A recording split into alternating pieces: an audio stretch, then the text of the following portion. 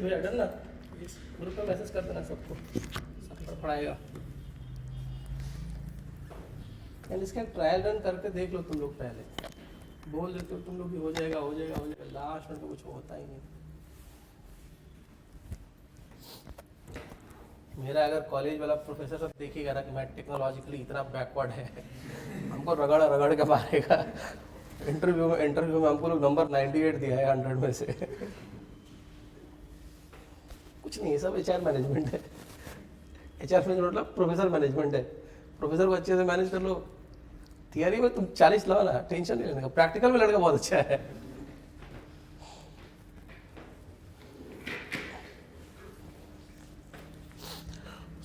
मैंने आपको बोला था हम कैसे करेंगे आपकी बेसिक, मतलब जो फाउंडेशन की क्लासेस चलती है, इन फाउंडेशन की क्लासेस के साथ साथ आपको करंट अफेयर्स को डेली करना है। डेली करो, नोट्स बना सकते हो तो बहुत अच्छा बात है, नोट्स बनाओ।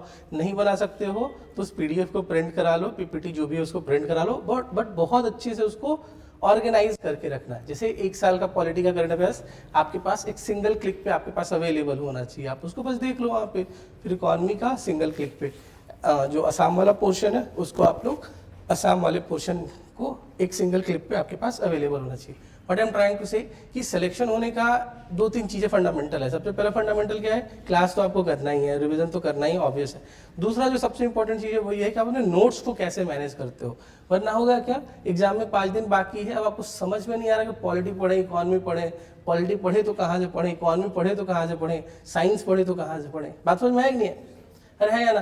तो ये आपको बहुत अच्छे से पीपीटीज वगैरह या पीडीएफ वगैरह मैनेज करके चलना है। हैंग भी कर गया, और कुछ कसर बाकी है तो कर लो,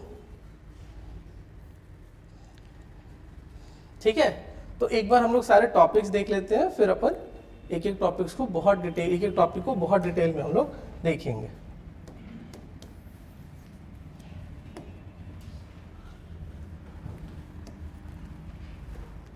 सबसे पहला टॉपिक क्या है, पढ़ो। लोकसभा ने एक बिल पास किया है जिससे जो पान मसाला होता है ना, अरे हाँ या ना, वो शाहरुख खान, सलमान खान और एक कौन सा है, अजय देवगन तो ब्रांड एम्बेसडर है भाई। पहला फेस तो अजय, हाँ बोलो, जवान केसरी। तो वो जो पान मसाला वाला है उस पर गवर्नमेंट क्या लेके आ रही है, सेस लेके आ रही है। सेस क्या होता है, सरचार्ज क्या होता है, टैक्स क्या होता है, अपन सब देखेंगे, ठीक है। बस आपको इतना पता चलना चाहिए कि पान मसाला खरीदना अब थोड़ा और महंगा हो जाएगा, बट क्या फर्क पड़ेगा उससे, है ना। जिसको चाहिए उसको तो चाहिए। ए भाई अब कितना एफर्ट मांगेगा हमसे। हाँ ठीक है, तो ये पहला टॉपिक है। दूसरा टॉपिक हमारा क्या है, दूसरा टॉपिक देखो क्या है। ये सुना ना आप लोगों ने, बूथ लेवल ऑफिसर्स ने बहुत से स्टेट्स में सुसाइड्स वगैरह किए हैं। यूपी में कुछ केसेस आए, और भी बहुत सारे स्टेट्स में ये केसेस आ रहे हैं जहाँ पे ये लोग एक्सट्रीम वर्क प्रेशर की वजह से क्या कर ले रहे हैं, सुसाइड कर रहे हैं। भी ये लोग कौन होते हैं, इनका काम क्या होता है, किस लीगल फ्रेमवर्क के अंदर वो काम करते हैं, ये सब अपन देखेंगे। Then the third we have,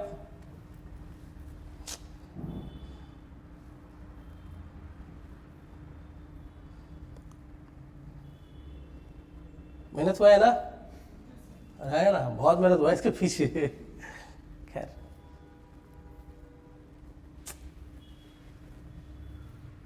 ये क्या है, संचार साथी ऐप। हमने इसको क्लास में बहुत डिस्कस किया है, बट हम इसमें वो साइंस वाला पार्ट भी डिस्कस करेंगे, पॉलिटी वाला जो पार्ट है उसको भी हम लोग डिस्कस करेंगे। तो ये है संचार साथी ऐप। ये तो तुम लोग हमको पढ़ा दोगे ना, ठीक है, ठीक है। ये संचार साथी ऐप, और जो साइबर सिक्योरिटी गवर्नेंस है, डिजिटल जो गवर्नेंस है, ये उसके ऊपर हमने सारा कुछ एक साथ डिस्कस किया है। Then the next topic we have is PM internship scheme. इसमें पता है तुमसे पूछेगा क्या, इसमें तुमसे 110% मिनिस्ट्री पूछेगा कि कौन सी मिनिस्ट्री जो है वो नोडल एजेंसी है। तुम लोग क्या करके आओगे, मिनिस्ट्री ऑफ स्किल करके आओगे या मिनिस्ट्री ऑफ एजुकेशन करके आओगे, जबकि मिनिस्ट्री है कौन सी, खुद से, अपने से,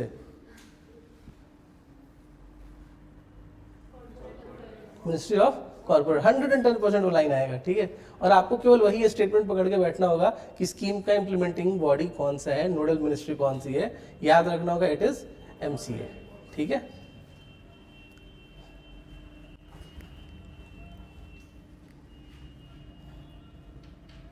देन नेक्स्ट वी हैव कौन सा, digital constitutionalism, very very very important for your mains का टॉपिक। कॉन्स्टिट्यूशनलिज्म क्या होता है ये देखेंगे, डिजिटल कॉन्स्टिट्यूशनलिज्म क्या होता है ये भी हम लोग देखेंगे। किस कॉन्टेक्स्ट में आया है, अगेन वो संचार सारथी ऐप के ही कॉन्टेक्स्ट में आया है, डिजिटल गवर्नेंस से रिलेटेड ये सारी चीजें हैं।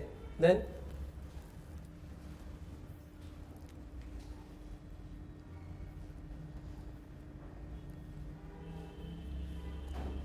लास्ट टॉपिक क्या है, पार्लियामेंट डिसरप्शन, ठीक है। जो सेशंस वगैरह चलते हैं उसकी जो क्वालिटी हो चुकी है वो ऑलरेडी क्या हो चुकी है, डिटोरिएट, नंबर ऑफ सिटिंग क्या हो चुकी है, डिक्लाइन जा रही है, क्वालिटी ऑफ डिबेट भी खराब हो रही है, नंबर ऑफ सिटिंग भी बेकार होते जा रहा है, यानी प्रोडक्टिविटी क्या होती जा रही है, खराब होती जा रही है। किसकी बेटा, पार्लियामेंट की। तो ये हम लोग देखेंगे। और ये जो डेटा है ना आपके पास दिख रहा है ना सबको, जिसमें 14th Lok Sabha, 15th Lok Sabha, 16th और 17th लोकसभा के हम सारे डेटा को एनालाइज करेंगे और विंटर सेशंस वगैरह की प्रोडक्टिविटी वगैरह को देखेंगे। जैसे 2010 में जो वॉश आउट हुआ था 5% हुआ था, बट 2018 में ये वॉश आउट कितना हो गया, 21%, 5 गुना के आसपास चीजें बढ़ गई, 4 गुना के आसपास चीजें बढ़ गई, ठीक है। 17th लोकसभा में कोई डिप्टी स्पीकर ही नहीं था पूरे टर्म में, 5 साल बीत गए बिना डिप्टी स्पीकर के। क्यों, क्योंकि वो जो मैंडेट होता है लार्जेस्ट 10% सीट वाला वो फुलफिल ही नहीं हो पा रहा था, तो गवर्नमेंट बोली देंगे ही नहीं, ठीक है। तो ये बहुत सारी चीजें हैं जिससे पार्लियामेंट की जो क्वालिटी है, जो डिग्निटी है, वो भी क्या हो रही है, कॉम्प्रोमाइज हो रही है। उसके बाद we will discuss one of the most interesting topics जो रेयरली तुमको कहीं मिलेगा, दैट इज एनिमल।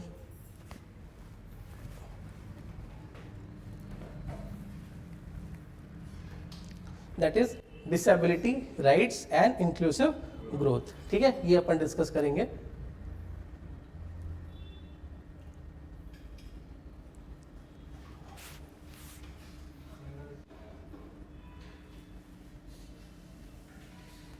अगर इस बार now we have cracked it,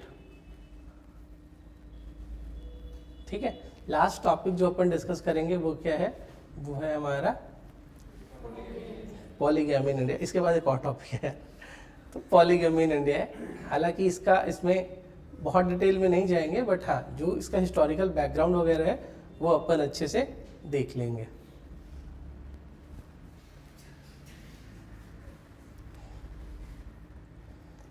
last क्या है हमारे पास, institutionalizing animal representation in India, ठीक है।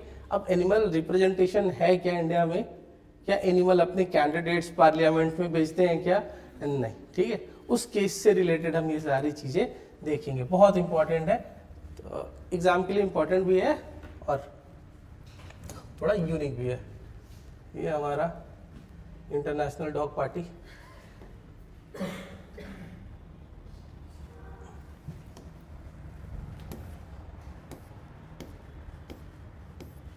ठीक है ना, समझ में आया ना। इसमें हमने बहुत से टॉपिक देखो डिस्कस करके रखे अपने क्लासेस में, क्या है नहीं क्या है, अरे हाँ तो बोलो, तो हमें उसका बेनिफिट भी मिलने वाला है।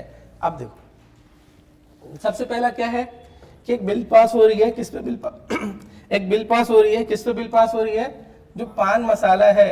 अब इसको प्रधानमंत्री बिल्कुल मत समझ लेना, ठीक है। ये पान मसाला जो है उस पर क्या लगेगा, सेस लगेगा, क्या लगेगा बेटा, सेस लगेगा, ठीक है। इस बात इतनी ही न्यूज है बस, अभी इसको बिल को पास होने दो, फिर अपन और डिटेल में चीजों को देखेंगे। But as of now news तो यही है कि पान मसालास के ऊपर क्या आया है, सेस इंप्लीमेंट करने के लिए नया लॉ आया है। 3 वर्ड होता है, एक क्या होता है बेटा, टैक्स, दूसरा होता है सरचार्ज, ठीक है, एंड तीसरा क्या होता है, सेस। अब टैक्स क्या होता है आपको पता है, क्या होता है, ठीक है। अगर आप 100 रुपए कमा रहे हो, इस पे अगर आपका 10% टैक्स लग रहा है, तो कितना पैसा आपने दिया एज अ टैक्स, 10 रुपए दिया, अरे हाँ या ना। अब ये सरचार्ज और जो सेस है ना, ये टैक्स पे लगता है, मतलब it is a tax on tax, हाँ या ना बेटा। ये आपके टोटल इनकम पे नहीं लगेगा, ये किस पे लगेगा, आपके टैक्स पे लगेगा। तो कल को अगर मैंने 4% सरचार्ज अनाउंस किया, इसका मतलब 4% ऑफ किसका, 10 रुपीज का। Are you getting my point? तो फिर आप सोच रहे होगे कि सर सरचार्ज में और सेस में अंतर क्या है। तो सरचार्ज से पैसा आएगा ना गवर्नमेंट के पास, यस और नो? टैक्स का पैसा किसके पास जाता है, तो सरचार्ज भी टैक्स ही है ना। सेस का पैसा आएगा ना हमारे पास, अरे हाँ तो बोलो। तो ये जो सरचार्ज का और ये जो टैक्स का पैसा गवर्नमेंट के पास आता है, उसमें डिफरेंस ये है कि सेस का जो पैसा आता है वो प्री डिटरमाइंड होता है कि कहाँ जाएगा। जैसे एजुकेशन सेस होता है, कौन सा सेस होता है बेटा, एजुकेशन सेस होता है, मतलब जो भी पैसा आएगा वो कहाँ जाएगा, एजुकेशन पे। दूसरा क्या है तुम्हारा, हेल्थ सेस हो गया, जो भी पैसा आएगा वो कहाँ जाएगा, हेल्थ पे। तीसरा क्या है तुम्हारा, डिफेंस के लिए सेस हो गया, जो भी पैसा आएगा वो कहाँ जाएगा, डिफेंस के मॉडर्नाइजेशन में। तो सेस का जो पैसा है that is predetermined, cess को बता दिया जाता है कि यहीं पर लगेगा, बट सरचार्ज का पैसा गवर्नमेंट अपने मन से कहीं पे भी क्या कर सकती है, यूज कर सकती है। बात समझ में आया? सिग्निफिकेंस क्या है इसका,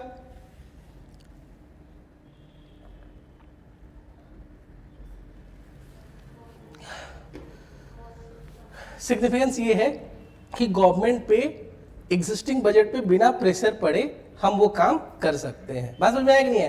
अरे हाँ या ना?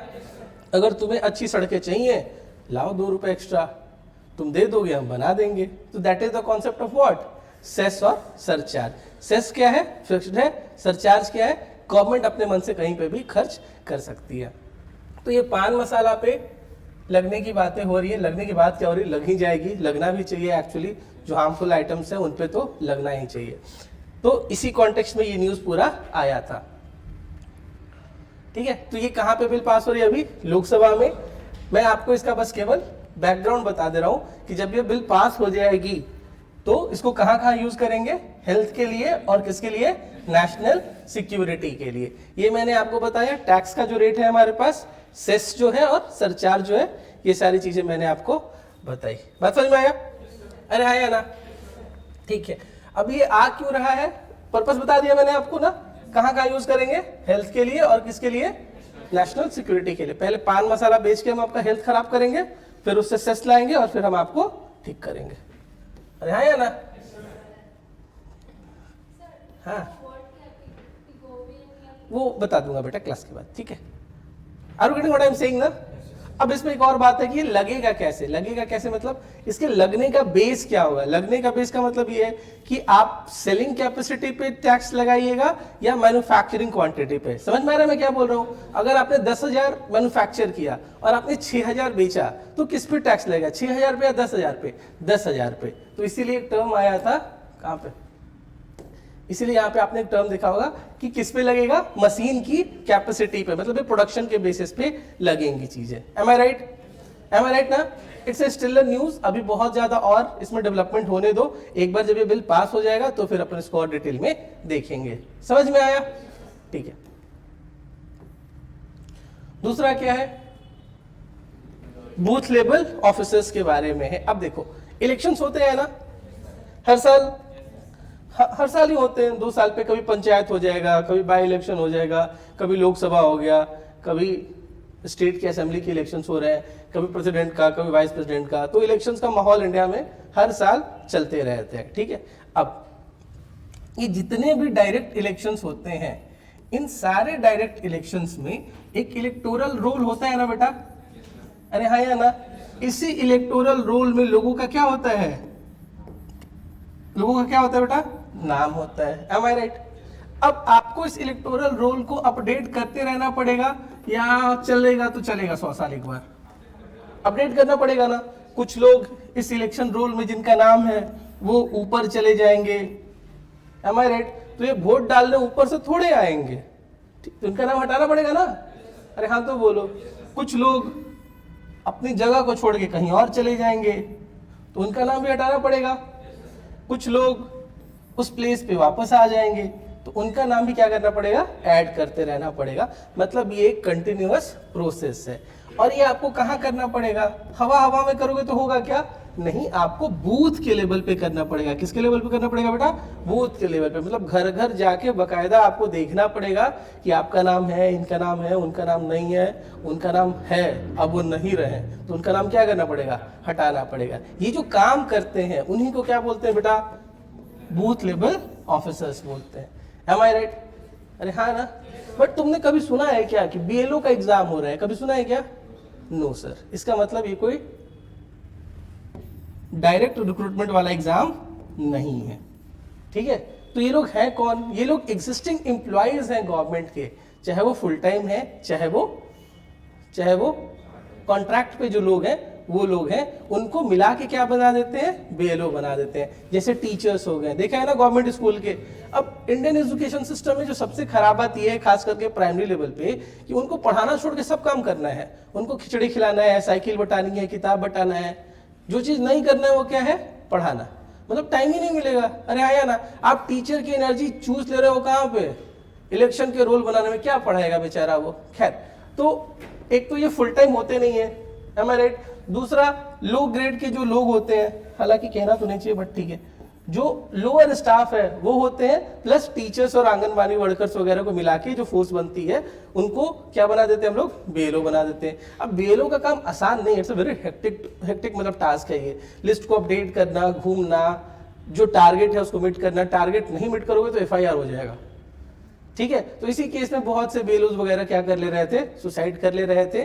उसी केस में सुप्रीम कोर्ट का एक डायरेक्टिव आया है कि आप इसको कैसे मैनेज कीजिएगा, उसी पूरे चीज को हम लोग देखिएगा। कॉन्टेक्स्ट समझ में आया? अरे है ना, बेलो क्या है समझ में आया, ठीक है। तो हम लोग अब सब कुछ देखते हैं। कॉन्टेक्स्ट समझ में आया ना, कॉन्टेक्स्ट क्या है, ठीक है। तो और गवर्नमेंट बहुत इन पे टफ हो गई थी, मतलब नौकरी से निकालने वाली बात या फिर एफआईआर करने वाली बात, छुट्टी नहीं मिलने वाला, छुट्टी नहीं मिलने से कई लोग सुसाइड तक कर लेते थे, या स्ट्रेस वगैरह का भी लेवल बहुत बढ़ गया था। तो क्या किया गया कि गवर्नमेंट ने बोला, सुप्रीम कोर्ट ने बोला कि आप एक काम कीजिए, क्या लेके आइए, एडिशनल स्टाफ लेके आइए और थोड़ा ह्यूमनिस्टिक अप्रोच रखिए इन लोगों के साथ। उसी चीज के वही न्यूज आपके पास आया है। बीएलओ है क्या, मैंने आपको बता दिया। ये ईसीआई का मतलब क्या है, इलेक्शन कमीशन ऑफ इंडिया के रिप्रेजेंटेटिव है। कहां पे, बूथ लेवल पे। कब से ये चल रहा है काम, 2006 से। लीगल बैकग्राउंड क्या होगा, बताने की भी जरूरत नहीं है। जब भी इलेक्शंस आएगा तो बाय डिफॉल्ट वो क्या हो जाएगा, रिप्रेजेंटेशन ऑफ पीपल एक्ट, या तो 1950 होगा या 1951 होगा, ठीक है। इलेक्शंस को रेगुलेट करने के लिए दो ही लॉ है इंडिया में।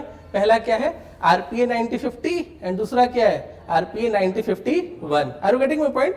एग्जाम में आपसे पूछ सकता है कि जो सेक्शन 138 क्लॉज 2 है वो किससे रिलेटेड है, तो आप बता देना कि आरपीए का किससे रिलेटेड है, ईआरओ से रिलेटेड है। ईआरओ क्या होता है, इलेक्टोरल रजिस्ट्रेशन ऑफिसर्स वगैरह है। बात समझ में आया? तो बीएलओ क्या है समझ में आया? अरे हाँ तो बोलो, काम क्या है इनका समझ में आया? सबसे पहला काम क्या है, एसआईआर का मतलब क्या है, इलेक्टोरल रोल को क्या करना, रिवाइज करते रहना।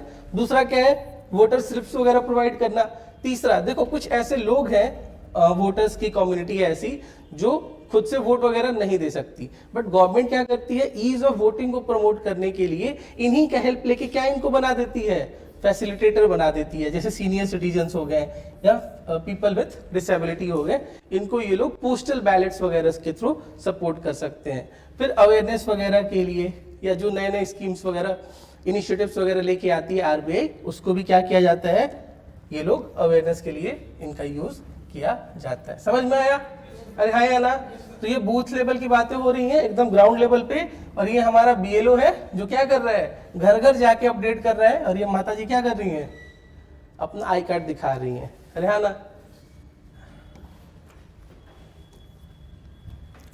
अब डुअल बर्डन क्यों है इनके ऊपर, मैंने बताया कि एक तो इनके पास प्राइमरी जॉब है, इनका प्राइमरी जॉब जनरली क्या है, टीचिंग है, और क्या है, आंगनवाड़ी वाला, चाइल्ड केयर। इसके अलावा आपने इन पे क्या डाल दिया, और ये भी छोटा मोटा काम नहीं है, पूरा बकायदा एकदम पत्थर, ठीक है, जिसके चलते क्या हो जा रहा है, स्ट्रेस। हाँ ना? अब तुम काम करा लो, और पैसे भी ना दो, तो इसको तो एक्सप्लॉयटेशन ही बोलेंगे ना। अरे हाँ या ना। अब इनको जो एनुअल पैसा मिलता है वो पता है कितना है? कितना है? 12,000। पहले पता है कितना था? 6,000। तो इसको डबल करके कितना किया गया? 12,000। ठीक है, 1,000 रुपये इन्हीं से ले लो, छोड़ दो इनको। राइट। तो ये भी है कि मतलब एक तो उनका एग्जिस्टिंग वर्क है, इसके साथ आपने इलेक्शन करा दिया, प्लस आपने पैसे भी क्या रखे हैं? 1,000 रुपये। 1,000 रुपये में किसका काम चल जाएगा भाई साहब? अरे है या ना। ठीक है, ये है। फिर सबसे इंटरेस्टिंग बात ये है कि अगर टारगेट मिसमैच वगैरह हो रहा है तो इनके अगेंस्ट क्या हो सकती है? FIR वगैरह भी हो सकती है। किस सेक्शन के अंदर? Section 32 of RPA 9050। Am I right? अब आपकी इन करंट अफेयर्स की क्लासेस कैसे इंपॉर्टेंट है बेटा, देखना। जब भी आप सिस्टम को क्रिटिसाइज करोगे, maybe there will be answers या ऐसे जहां पे आपको सिस्टम को क्रिटिसाइज करना होगा, तो आपके केवल बोल देने से क्रिटिसिज्म एक्सेप्ट कर लेंगे क्या? नहीं। जब आप ये एग्जांपल दोगे कि जो BLOs थे उनको टारगेट नहीं मीट करने की वजह से क्या हो सकता है, उनपे FIR वगैरह हो सकती है, एथिक्स वगैरह में आप इस एग्जांपल को यूज कर सकते हो ना। अरे हाँ या ना। उसके साथ अगर आपने सेक्शन मेंशन कर दिया कि सेक्शन 32 ऑफ द RPA 9050, तो आप बताओ कि आपको नंबर ज्यादा मिलेगा या कम मिलेगा? ज्यादा मिलेगा ना। तो overall objective of the class केवल ये नहीं है कि आपको सिखा दिया जाए, एक और चीज उसके साथ है कि आपका वैल्यू एडिशन बेहतर होता रहे। वैल्यू एडिशन का मतलब किस चीज को, किस कंटेंट को कहाँ यूज करना है, ये भी आपको पता होना चाहिए। M I right? हाँ तो बोलो। ठीक है, तो इन सबके साथ है बेचारों पे क्राइसिस। तो क्या नाम है अपना, सुप्रीम कोर्ट ने यही बोला कि आप थोड़ा इंसान बनिए, इन BLOs को इंसान समझिए, जिसकी छुट्टी जेन्युइन चाहिए उसको दे दीजिए। प्रेगनेंसी के केसेस में भी नहीं देते थे। ठीक है, तो खैर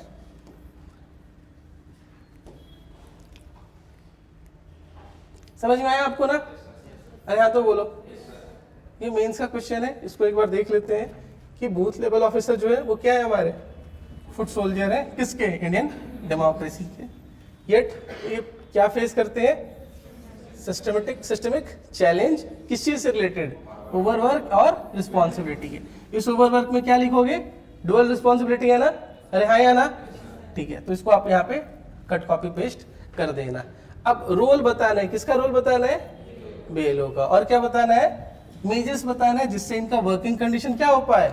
इंप्रूव हो पाए। गवर्नेंस में भी पूछा जा सकता है, थोड़ा बहुत केस स्टडी भी बनाया जा सकता है। किस पे? एथिक्स पे। बात समझ में आया ना? अरे है ना। एथिक्स में केस स्टडी बनाया जा सकता है कि आप DC हो या ERO हो, तो वहां पे जो BLO है वो बहुत स्ट्रेस वाला सिचुएशन फेस कर रहे हैं, बट इलेक्शन का डेट बहुत नजदीक है, आपके पास डेडलाइन है जो आपको करना ही करना है। उस पर्टिकुलर केस में आप कैसे मैनेज करोगे चीजों को? बात समझ में आ रही नहीं आ रही? अरे हाँ या ना। तो आप इन सारी चीजों को अच्छे से यूज कर लेना। मोटिवेशंस वगैरह का भी फैक्टर आप वहां पे लिख सकते हो। Are you getting my point? तो हमने 2 टॉपिक डिस्कस किया। तीसरा क्या है हमारा? संचार सारथी ऐप। संचार का मतलब क्या होता है? We are talking about some sort of communication. संचार का मतलब क्या होता है? कम्युनिकेशन। साथी का मतलब दोस्त। ऐप पता ही है ना। तो हम एक ऐसा ऐप बनाए हैं जो दोस्त है। किससे रिलेटेड? कम्युनिकेशन से रिलेटेड। अब कम्युनिकेशन में दोस्त का मतलब समझ में नहीं आया, तो ये जानने के लिए आपको क्या देखना पड़ेगा? ध्यान से देखिए। साइबर क्राइम होता है ना आपके साथ? अरे हाँ या ना। अब ये साइबर क्राइम किसका पार्ट है? कम्युनिकेशन का ही पार्ट है ना।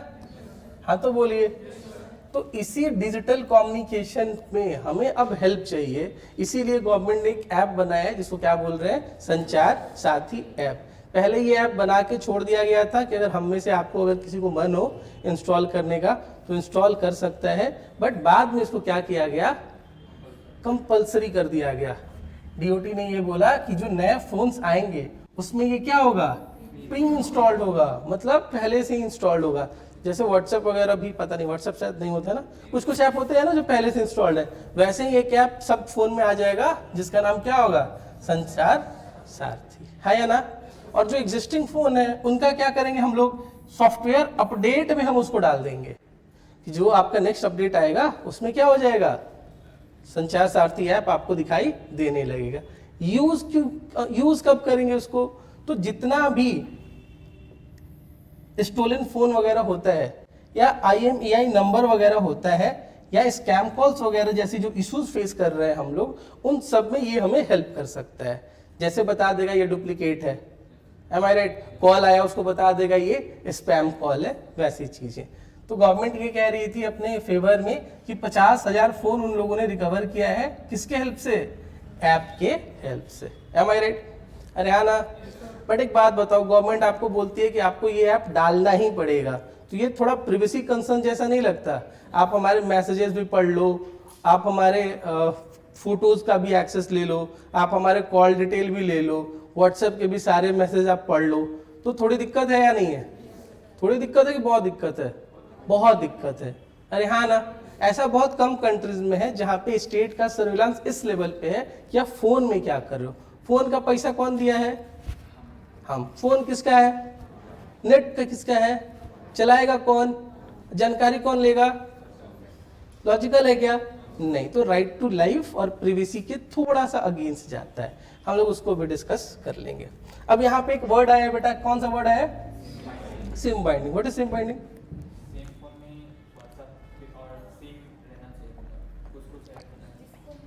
जैसे आप ये सिम निकाल के उस सिम में डाल दिया ना, अरे आया ना, ये हरकतें अब बंद हो जाएंगी। फोन के साथ सिम को क्या कर लेंगे? बाइंड कर लेंगे, एम आई राइट?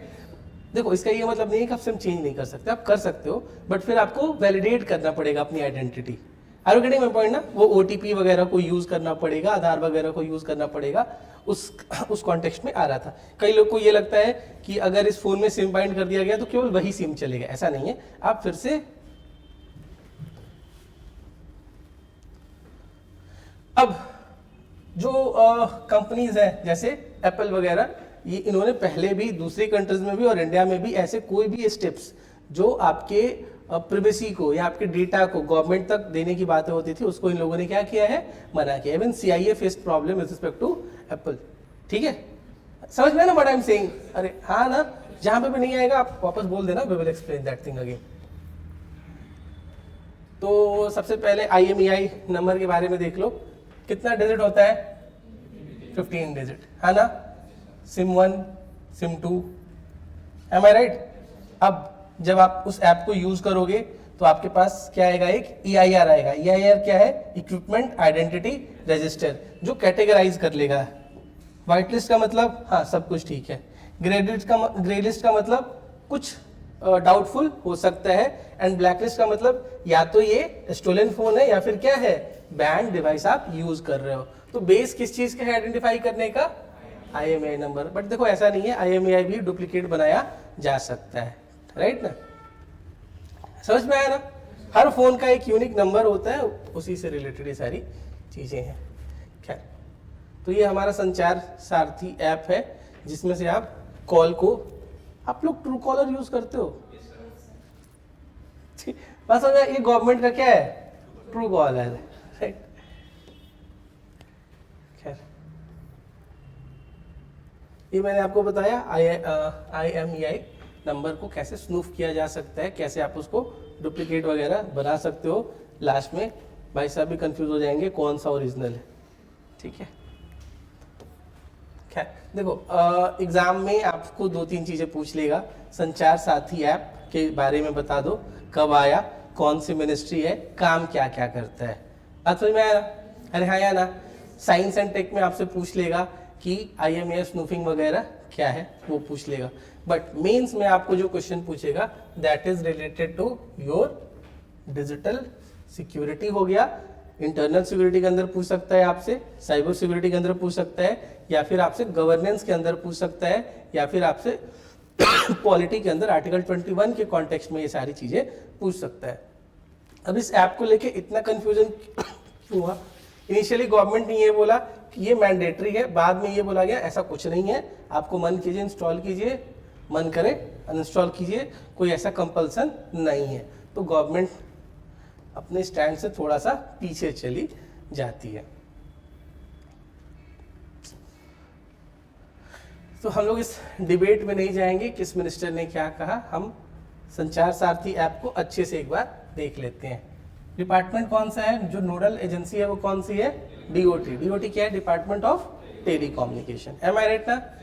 काम क्या है, इस ऐप के बनाने के पीछे हमने क्या प्रोविजन सोच के बनाया था। सबसे पहले क्या है, मोबाइल सब्सक्राइबर को क्या करना, एम्पावर करना। ठीक है, अब हमें 400 कॉल दिन भर में आते हैं, हमें मन नहीं है उठाने का, हम क्यों उठाएं, स्पैम कॉल्स आते हैं ना, तो उसके लिए है। दूसरा क्या है, सिक्योरिटी को क्या करना, स्ट्रेंथन करना, और क्या करना, अवेयरनेस को इंक्रीज करना, और किसके जैसा इनिशिएटिव लेना, सिटीजन सेंट्रिक इनिशिएटिव्स लेना। कहाँ पे, टेलीकम्युनिकेशन के सेक्टर में, कम्युनिकेशन के सेक्टर में।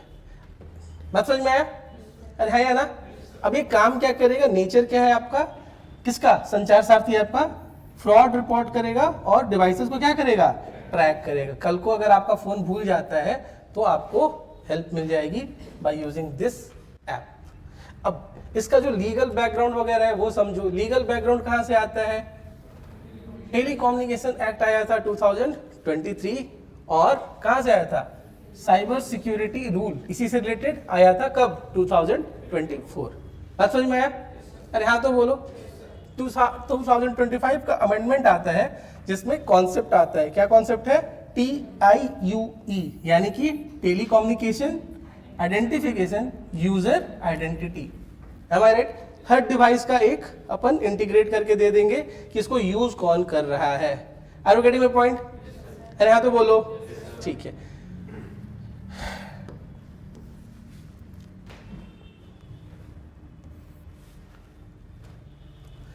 अब आता है मेंस का क्वेश्चन कि आखिर इतना हल्ला क्यों मच गया, एक छोटे से ऐप पे इतना क्यों हल्ला मच गया कि आपको इतना बवाल हो गया कि ट्यूटोरियल आने लगे, लोग सड़कों पे आना शुरू हो गए, ट्विटर पे ट्रेंड करना शुरू हो गया। उसमें सबसे पहला रीजन क्या है, राइट टू प्राइवेसी। लाइफ किसका है, मेरा है। मैसेज किसका है, मेरा है। व्हाट्सएप किसका है, मेरा है। फोन किसका है, मेरा है। हम आपको क्यों बताएं, अरे हाँ या ना। नन ऑफ योर बिजनेस समझते हो ना, अरे हाँ तो बोलो। तो इसमें गवर्नमेंट का क्या बिजनेस है, तो ये एक आता है राइट टू प्राइवेसी से रिलेटेड। बट देखो ऐसा नहीं है कि आप प्राइवेसी को कभी ब्रीच नहीं कर सकते हो, कर सकते हो, बट आपको ट्रिपल टेस्ट पास करना होगा। कौन सा टेस्ट है बेटा, ट्रिपल टेस्ट। किसका टेस्ट आपको पास करना होगा, सबसे पहला क्या है, लीगैलिटी।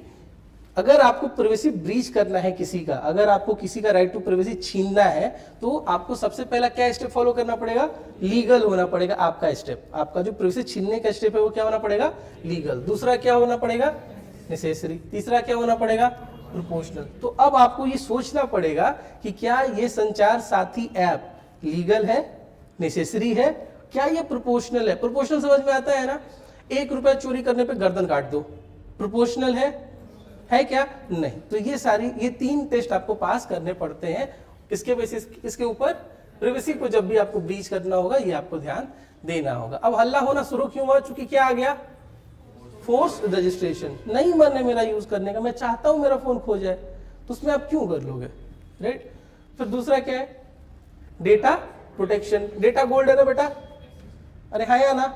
अगर हम सब अपना डेटा उठा के समर्पण कर दें गूगल को या किसी को भी, वो बैंड बजा सकता है ना, अरे हाँ या ना। वो हमारे बारे में सब जान जाएगा ना, बोलो।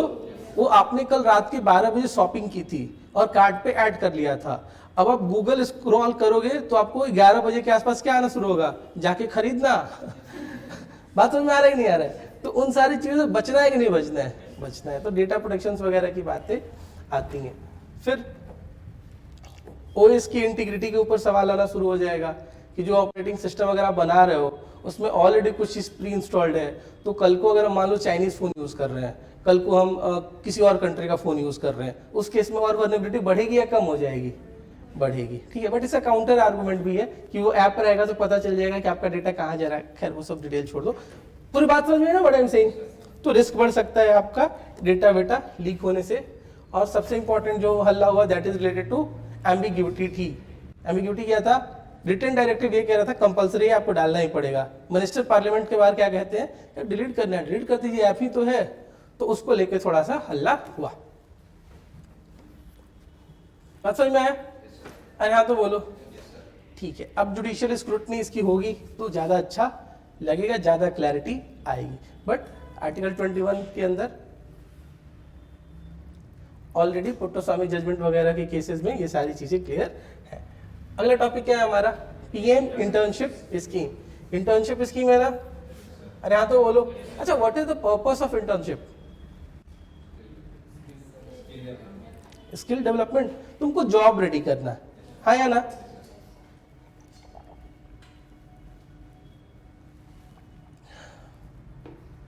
इंटर्नशिप का ऑब्जेक्टिव क्या होता है? जॉब रेडी करना है या ना? ठीक है। न्यूज में इसलिए है क्योंकि लोग इसमें बहुत ज्यादा इंटरेस्ट नहीं दिखा रहे हैं। 20% लोगों ने ऑफर को बोला हाँ ठीक है हम करेंगे इस प्रोग्राम के अंदर। है क्या, वो ध्यान से देखो। बजट में अनाउंस हुआ था, किस बजट में? ठीक है। नोडल मिनिस्ट्री कौन सी है? कौन सी है? कौन सी है बेटा? याद रखना, बहुत इंपॉर्टेंट है। नोडल मिनिस्ट्री इस स्कीम के लिए कौन सी है? Ministry of corporate affairs. ना ही स्किल डेवलपमेंट है, ना ही एजुकेशन है। Am I right? अरे हाँ तो बोलो। और इसमें पैसे मिलेंगे। पहले ऑब्जेक्टिव देख लेते हैं। ऑब्जेक्टिव क्या है? 1 करोड़ यूथ को क्या करना है? हमें स्किल्ड बनाना है। कितने साल के अंदर? 5 साल के अंदर, हाँ ना? अरे हाँ तो बोलाओ। समझ में आया यहाँ तक? ठीक है। इसकी एलिजिबिलिटी क्या है? एज क्या होना चाहिए? 21 to 24। हमारे जैसे लोग नहीं। दूसरा क्या है हमारे पास? एजुकेशन क्या होना चाहिए? नॉट एनरोल्ड फुल टाइम, मतलब आप अवेलेबल होना चाहिए काम करने के लिए। पता चला मास्टर्स भी कर रहे हैं और इधर इंटर्नशिप भी कर रहे हैं, ना मास्टर हो रहा है ना इंटर्नशिप हो रहा है। ठीक है। फुल टाइम एम्प्लॉयमेंट ऑब्वियसली नहीं होता है। और फैमिली में क्या होना चाहिए? No member has a government job. दिख रहा है ना? ये एलिजिबिलिटी है इस स्कीम का। पैसा मिलेगा, कितना पैसा मिलेगा? मंथली कितना मिलेगा? 5000। ज्यादा है या कम है? कम है ना भाई साहब। 50,000 चाहिए क्या? ये बीएलओ को साल के 12,000 मिल रहे हैं, इनको कितने चाहिए? 50,000 साहब बस। 1 टाइम ग्रांट में मिलेगा कितने का? 6,000 का। ठीक है। एनुअल इनकम वगैरह कितना होना चाहिए? 8 लाख से कम। तो ये थोड़ा सा बस देख लेना इसको। जैसे ये वाला पॉइंट इंपॉर्टेंट है कि not enrolled in full time education में। M I right? अब लोग क्यों नहीं कर रहे हैं? क्योंकि इंटर्नशिप पैसा कितना दे रहे हो? 5,000। ट्रैवलिंग लग जाएगा 8,000। करोगे क्या? हाँ नहीं। तो ये थोड़ा सा ट्रैवल वगैरह का, लोकेशन का भी मिसमैच हो रहा है। दूसरा क्या है? ड्यूरेशन का डायलेमा है। 12 महीने लंबा इंटर्नशिप है। अब 12 महीने में जब आप कमिट कर जाओगे तो उस केस में क्या होगा? मे बी आपकी 1 साल एजुकेशन पीछे जा सकती है, या हो सकता है उस ड्यूरेशन में आपको बहुत बेहतर कुछ अपॉर्चुनिटी मिले, आप नहीं छोड़ पाओगे फिर उस केस में। तो ये सारी चीज़ें होती हैं। अब प्रॉब्लम क्या है? अ ईयर लॉन्ग कमिटमेंट वाली बात है। 1 साल आपको देना ही देना होगा, बीच में छोड़ के नहीं जा सकते in most of the circumstances. Am I right? अरे हाँ तो बोलो। ठीक है। अब एक जो बहुत बड़ी प्रॉब्लम, एक्चुअली मैं भी इस बात को फील करता है कि बहुत बड़ी जो प्रॉब्लम है कि बच्चे जब इंटर्नशिप के लिए आते हैं, मतलब हमारे पास भी ऑलमोस्ट 80 to 100 के आसपास लोग काम करते हैं। सारा फर्म्स मिला दोगे तो 200 के ऊपर लोग काम करते हैं। जब भी बच्चे इंटर्नशिप के लिए आते हैं, मोस्टली उनको क्या चाहिए? टेक रोल चाहिए या फिर क्या चाहिए? डेस्क रोल चाहिए। अरे हाँ या ना? अवेलेबल ही नहीं है। Am I right? तो उनको कहाँ शिफ्ट कर दिया जाता है? ऑपरेशनल में, या फिर किस में बेटा? सेल्स में, जहाँ पे एक्सपोजर थोड़ा सा उनके हिसाब से नहीं होता है। Am I right?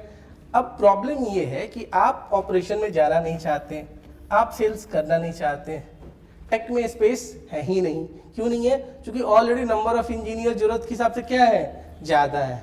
तो ये भी थोड़ी सी एक इशू आती है।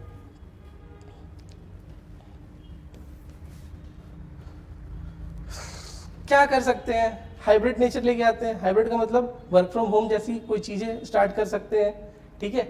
और लोकेशन को प्रायोरिटी दिया जा सकता है कैंडिडेट के ऊपर कि ठीक है बताओ तुम्हें कौन सा लोकेशन चाहिए। अब नोएडा वालों को गुड़गांव भेज दो, गुड़गांव वालों को नोएडा भेज दो, तो उनको दिक्कत होगी या नहीं होगी? होगी। गुड़गांव वालों को गुड़गांव ही रख लो, नोएडा वाले को नोएडा ही रख लो।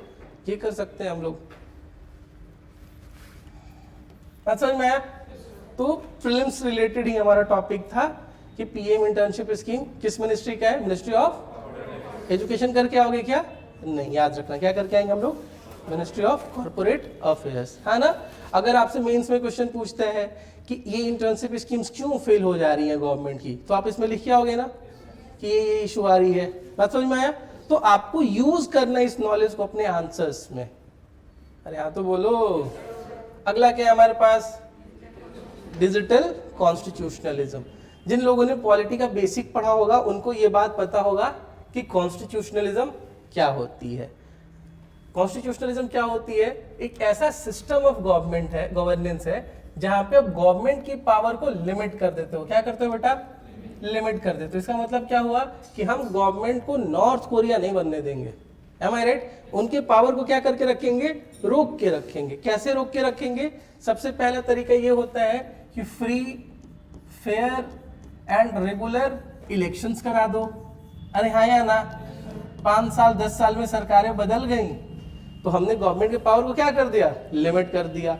दूसरा क्या तरीका है, आप जुडिशियल इंडिपेंडेंस लेके आइए, है ना। इसी जुडिशियल इंडिपेंडेंस में एक और चीज आ सकता है कि सेपरेशन ऑफ पावर हम लेके आ गए। बात समझ में आएगी नहीं है। और क्या तरीका हो सकता है कि मीडिया के रोल को आप और बेहतर कर दीजिए, मीडिया को थोड़ा सा रैशनल बना दीजिए, एम आई राइट। इम्पार्शलिटी को प्रमोट कीजिए मीडिया में, ठीक है। क्लास में है ना, सो तो नहीं रहे। सिविल सोसाइटी को क्या करना है हमें, बोलो, एम्पावर करना है, ठीक है। तो ये सारी चीजें क्या कर सकती हैं, गवर्नमेंट के पावर को क्या कर लेंगे, लिमिट। और इसी वर्ड को क्या हम लोग बोलते हैं, कॉन्स्टिट्यूशनलिज्म, एम आई राइट। इसका कॉन्स्टिट्यूशन से कोई लेना देना नहीं है। ऐसा नहीं है कि कॉन्स्टिट्यूशनलिज्म होने के लिए कॉन्स्टिट्यूशन होना ही पड़ेगा, ना हो तो भी चलेगा। क्या होना पड़ेगा, गवर्नमेंट की पावर को लिमिट। क्या होना पड़ेगा बेटा, गवर्नमेंट की पावर को लिमिट। कैसे करेंगे, समझ में आया ना। अरे हाँ तो बोलो। अब यहां पे क्या वर्ड आया, डिजिटल कॉन्स्टिट्यूशनलिज्म।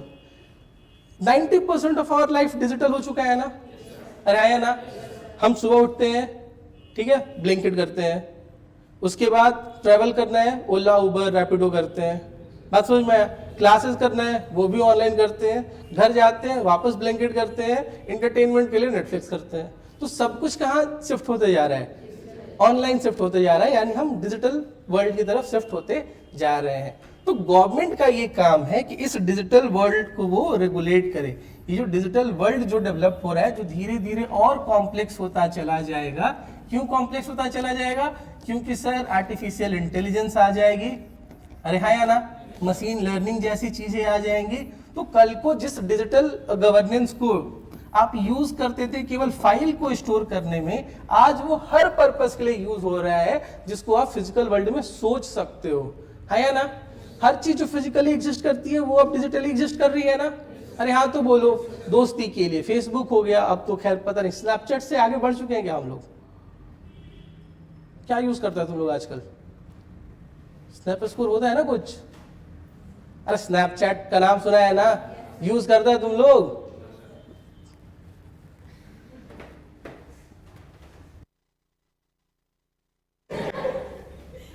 बात समझ में आएगी नहीं। अरे हाँ तो बोलो। तो सब कुछ कैसे शिफ्ट होते जा रहा है, डिजिटल शिफ्ट होते जा रहा है। तो गवर्नमेंट इस डिजिटल वर्ल्ड को गवर्न करेगी या नहीं करेगी, करना चाहिए नहीं करना चाहिए, करना चाहिए ना। अब क्या उसको पूरा पावर दे दे क्या, बोलो नहीं। तो इसी को जब हम लोग रोकते हैं कि गवर्नमेंट डिजिटल गवर्नेंस में भी वो लिमिट नहीं ब्रीच करे जो उसको नहीं करना चाहिए, उसी को क्या बोलते हैं, डिजिटल कॉन्स्टिट्यूशनलिज्म। बात समझ में आया, यस और नो, ठीक है। तो अब देखते हैं जो बातें कही गई है। द हिंदू से बहुत प्यारा आर्टिकल था, इसको हमने उठा लिया। अब आप इसको ऐसे में लिखिए, नंबर मिलेगा। जीएस पेपर 2 में डायरेक्ट क्वेश्चन आ गया, बहुत नंबर मिलेगा, ठीक है। अब ये बहुत पुराना कॉन्सेप्ट नहीं है, ये स्टार्ट होता है, यूरोपियन यूनियन ने एक रेगुलेशन पास किया था जीडीपीआर करके, ठीक है। डिजिटल रेगुलेशन था यूरोपियन यूनियन का अपना। और 2017 में सुप्रीम कोर्ट का एक जजमेंट आता है, पुट्टू स्वामी जजमेंट, प्रिवेसी वगैरह से रिलेटेड। ये दो कॉन्टेक्स्ट है जिसको आप बता सकते हो कि यहां से किसकी शुरुआत हुई थी, डिजिटल कॉन्स्टिट्यूशनलिज्म की, एम आई राइट। ये एग्जाम में डायरेक्टली पूछा हुआ यूपीएससी में। जीडीपीआर टर्म जो रिसेंटली न्यूज में था, ये किस कंट्री से रिलेटेड है। बात समझ में आया बेटा? अरे हाँ या ना? अब डिजिटल कॉन्स्टिट्यूशनलिज्म आता क्यों है वो बात ध्यान से सुनना। डिजिटली देयर आर मतलब स्टेट के हिसाब से there are concerns with respect to what? Digital surveillance, वो भी कैसा? अनचेक्ड। अब संचार सारथी ऐप पे जो हल्ला हो रहा था वो किस बेसिस पे हो रहा था? कि अनचेक्ड डिजिटल सर्विलांस था। आपने पूरे स्मार्टफोन यूजर्स को क्या किया? सर्विलांस पे रख लिया, है या ना? आपको केवल एक सिंगल क्लिक पता चलेगा, आपको केवल एक सिंगल क्लिक से पता चल जाएगा वो क्या कर रहा है, कहां है, कौन सा ऐप यूज कर रहा है, किससे बात कर रहा है। बात समझ में आया नहीं है? अरे हाँ तो बोलो, ठीक है। और ये एल्गोरिथमिक गवर्नेंस एक टर्म होता है, कुछ नहीं है, डिजिटल सेंस में हम लोग यूज करते हैं, और प्लेटफॉर्म का डोमिनेंस वगैरह की वजह से ये सारी चीजें न्यूज में आई थी। M I right? अब देखो, कॉन्स्टिट्यूशन के कुछ कोर प्रिंसिपल्स हैं जिसको गवर्नेंस में आप कभी भी ब्रीच नहीं कर सकते हैं। जिसमें से क्या है बेटा? लिबर्टी। जिसमें से क्या है बेटा? जिसमें से क्या है बेटा? जिसमें से क्या है बेटा? प्रिवेसी। जिसमें से क्या है? ड्यू प्रोसेस, फेयरनेस का मतलब हो रहा है। और क्या है? प्रोपोर्शनैलिटी। वही बताया, 1 रुपए चोरी करने पे गर्दन काट दोगे क्या? नहीं, things need to be proportional. और क्या है? रूल ऑफ लॉ, है ना? अब अगर हमारा कॉन्स्टिट्यूशन 1950 में ये सारे वैल्यूज को प्रमोट कर रहा है, तो 2025 में अगर हम डिजिटली शिफ्ट हो रहे हैं तो क्या डिजिटल गवर्नेंस में हमें इन वैल्यूज को ध्यान देना चाहिए, इग्नोर कर देना चाहिए? ध्यान देना चाहिए। तो इसी केस में हम कौन सा टॉपिक डिस्कस कर रहे हैं? Digital constitutionalism. बात समझ में आया? अरे हाँ या ना? चलिए, अब डिजिटल कॉन्स्टिट्यूशनलिज्म में क्या क्या आएगा? सबसे पहले क्या आएगा? Right based digital governance. ठीक है, फंडामेंटल राइट पढ़ा होगा आप लोगों ने, अरे पढ़ा होगा ना? जिन लोगों ने पढ़ा होगा उन लोगों को पता होगा कि अगर गवर्नमेंट को गवर्नेंस करना है तो क्या वो फंडामेंटल राइट नॉर्मल केसेस में वायलेट कर सकती है क्या? नहीं कर सकती है। सेम चीज हम अप्लाई करेंगे कहां पे? डिजिटल वर्ल्ड में। दूसरा क्या है? Limit on surveillance power. Her case में सबके ऊपर आप सर्विलांस नहीं रख सकते हो। दूसरा क्या है? मतलब अगर आपको कोई इंफॉर्मेशन हमसे चाहिए तो you need to have consent from my side. और लास्ट क्या बेटा? Anti discrimination. ठीक है, बहुत सी ऐसी स्टेट क्या करती है, एक पर्टिकुलर रिलीजन की, बहुत सी ऐसी स्टेट ऐसा करती हैं, पर्टिकुलर रिलीजन के, पर्टिकुलर रीजन के, पर्टिकुलर लैंग्वेज के सारे लोगों को रडार पे लेना शुरू कर देती हैं। इजराइल जैसी कंट्रीज हैं, कोरिया जैसी कंट्रीज हैं, वहाँ पे रशिया जैसी कंट्री है, वहाँ पे स्टेट सर्विलांस बहुत सॉलिड है। बट क्या इंडिया कर सकता है क्या?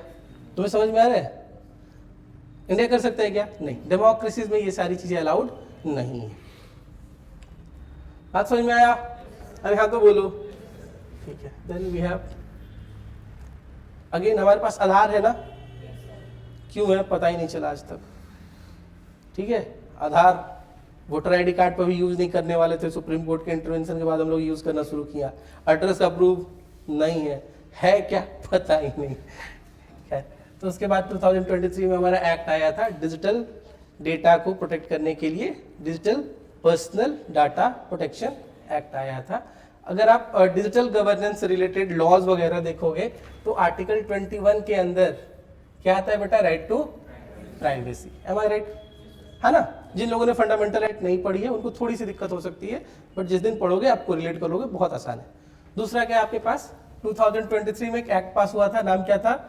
Digital personal data protection act of 2023। उसके बाद फिर क्या है हमारे पास?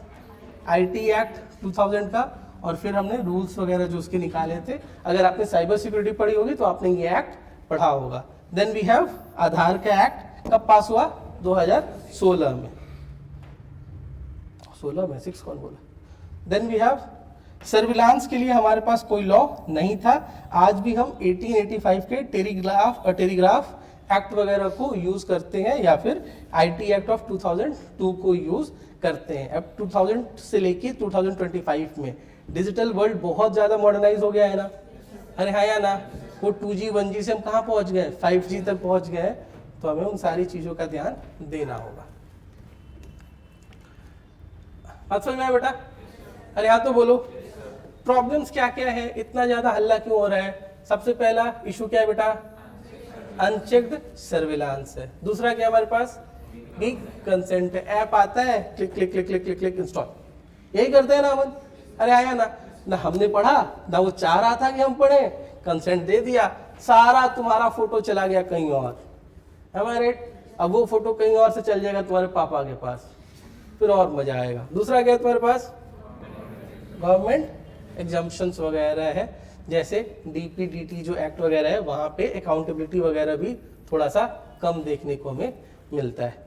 फिर उसके बाद बायस, डिजिटल बायसनेस वगैरह भी हमें सफ़र करना पड़ता है। एक ब्लैक बॉक्स एआई का कॉन्सेप्ट आएगा, उसको भी हम लोग देख लेंगे। और कोई वैसी इंस्टीट्यूशन नहीं है जो इंडिपेंडेंटली मॉनिटर कर सके किसको, डिजिटल हमारा जो कम्युनिकेशन है या जो गवर्नेंस है। बात समझ में आया ना, अरे हाँ या ना।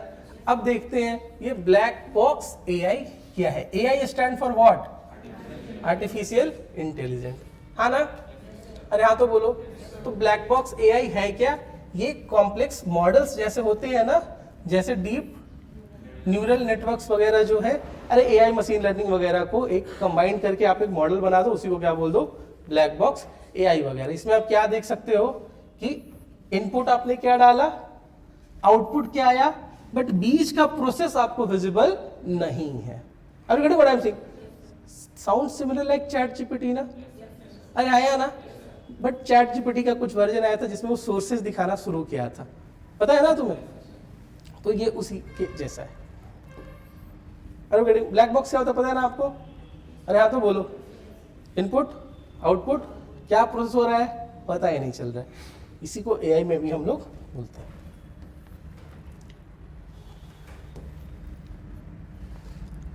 क्या करें फिर, सॉल्यूशन क्या है, प्रॉब्लम समझ में आया, प्रॉब्लम क्यों है समझ में आया, डिजिटल कॉन्स्टिट्यूशनलिज्म क्या था समझ में आया। अब क्या करें हम इसका, भूख लगा है तो क्या करना है हमें, अरे भूख लगी है तो क्या करोगे, प्यास लगी तो क्या करोगे, पानी पियोगे। तो अगर सर्विलांस लॉ नहीं है तो क्या करोगे, बना दो, ठीक है। अब ह्यूमन राइट कमीशन होता है ना, अरे है ना, तो उसी जैसा क्या बना दो, डिजिटल राइट कमीशन बना दो, हाँ ना बेटा। फिर सर्विलांस लॉ को आप इनैक्ट कीजिए, फिर जो डीपीडीपी एक्ट में अकाउंटेबिलिटी ट्रांसपेरेंसी की बातें हो रही थी, आप उसको क्या कीजिए, इंप्रूव करने की कोशिश कीजिए। एल्गोरिदम वगैरह को क्या कीजिए, रेगुलेट कीजिए। डिजिटल लिटरेसी को क्या कीजिए, प्रमोट कीजिए, हाँ या ना बेटा। इतना काम आप कर लीजिए, आपका काम हो जाएगा। यही है डिजिटल कॉन्स्टिट्यूशनलिज्म। जब आप आंसर लिखिएगा तो आर्टिकल 21 जरूर होना चाहिए, पुट्टुस्वामी जजमेंट जरूर होना चाहिए, यूरोप वाला जो एक्ट था जरूर होना चाहिए, उसके बाद जो तुम्हारा डीपीडीटी एक्ट था वो जरूर होना चाहिए। Are you getting my point. सारे सजेशंस मैंने आपको बता दिए, सारे प्रॉब्लम्स आपको पता है। डिजिटल गवर्नेंस कैसे, डिजिटल गवर्नेंस में अगर आप गवर्नमेंट की पावर को लिमिट कर रहे हो, उसी को क्या बोलते हैं, डिजिटल कॉन्स्टिट्यूशनलिज्म। हो गया, कहानी समाप्त। Then next topic we have parliament disruption.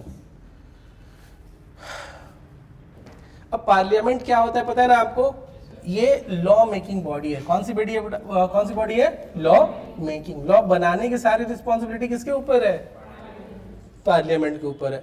वही पार्लियामेंट डिसरप्ट हो जाए, चले ही नहीं, कुर्सी तोड़ दे, गाली गलौज होने लगे, बात समझ में आएगी नहीं है, अच्छा लगेगा क्या, नहीं। आप इंडिया खुद को डेमोक्रेसी बताती है ना, खुद को कैसी डेमोक्रेसी बताते हैं हम लोग, दुनिया की लार्जेस्ट डेमोक्रेसी है।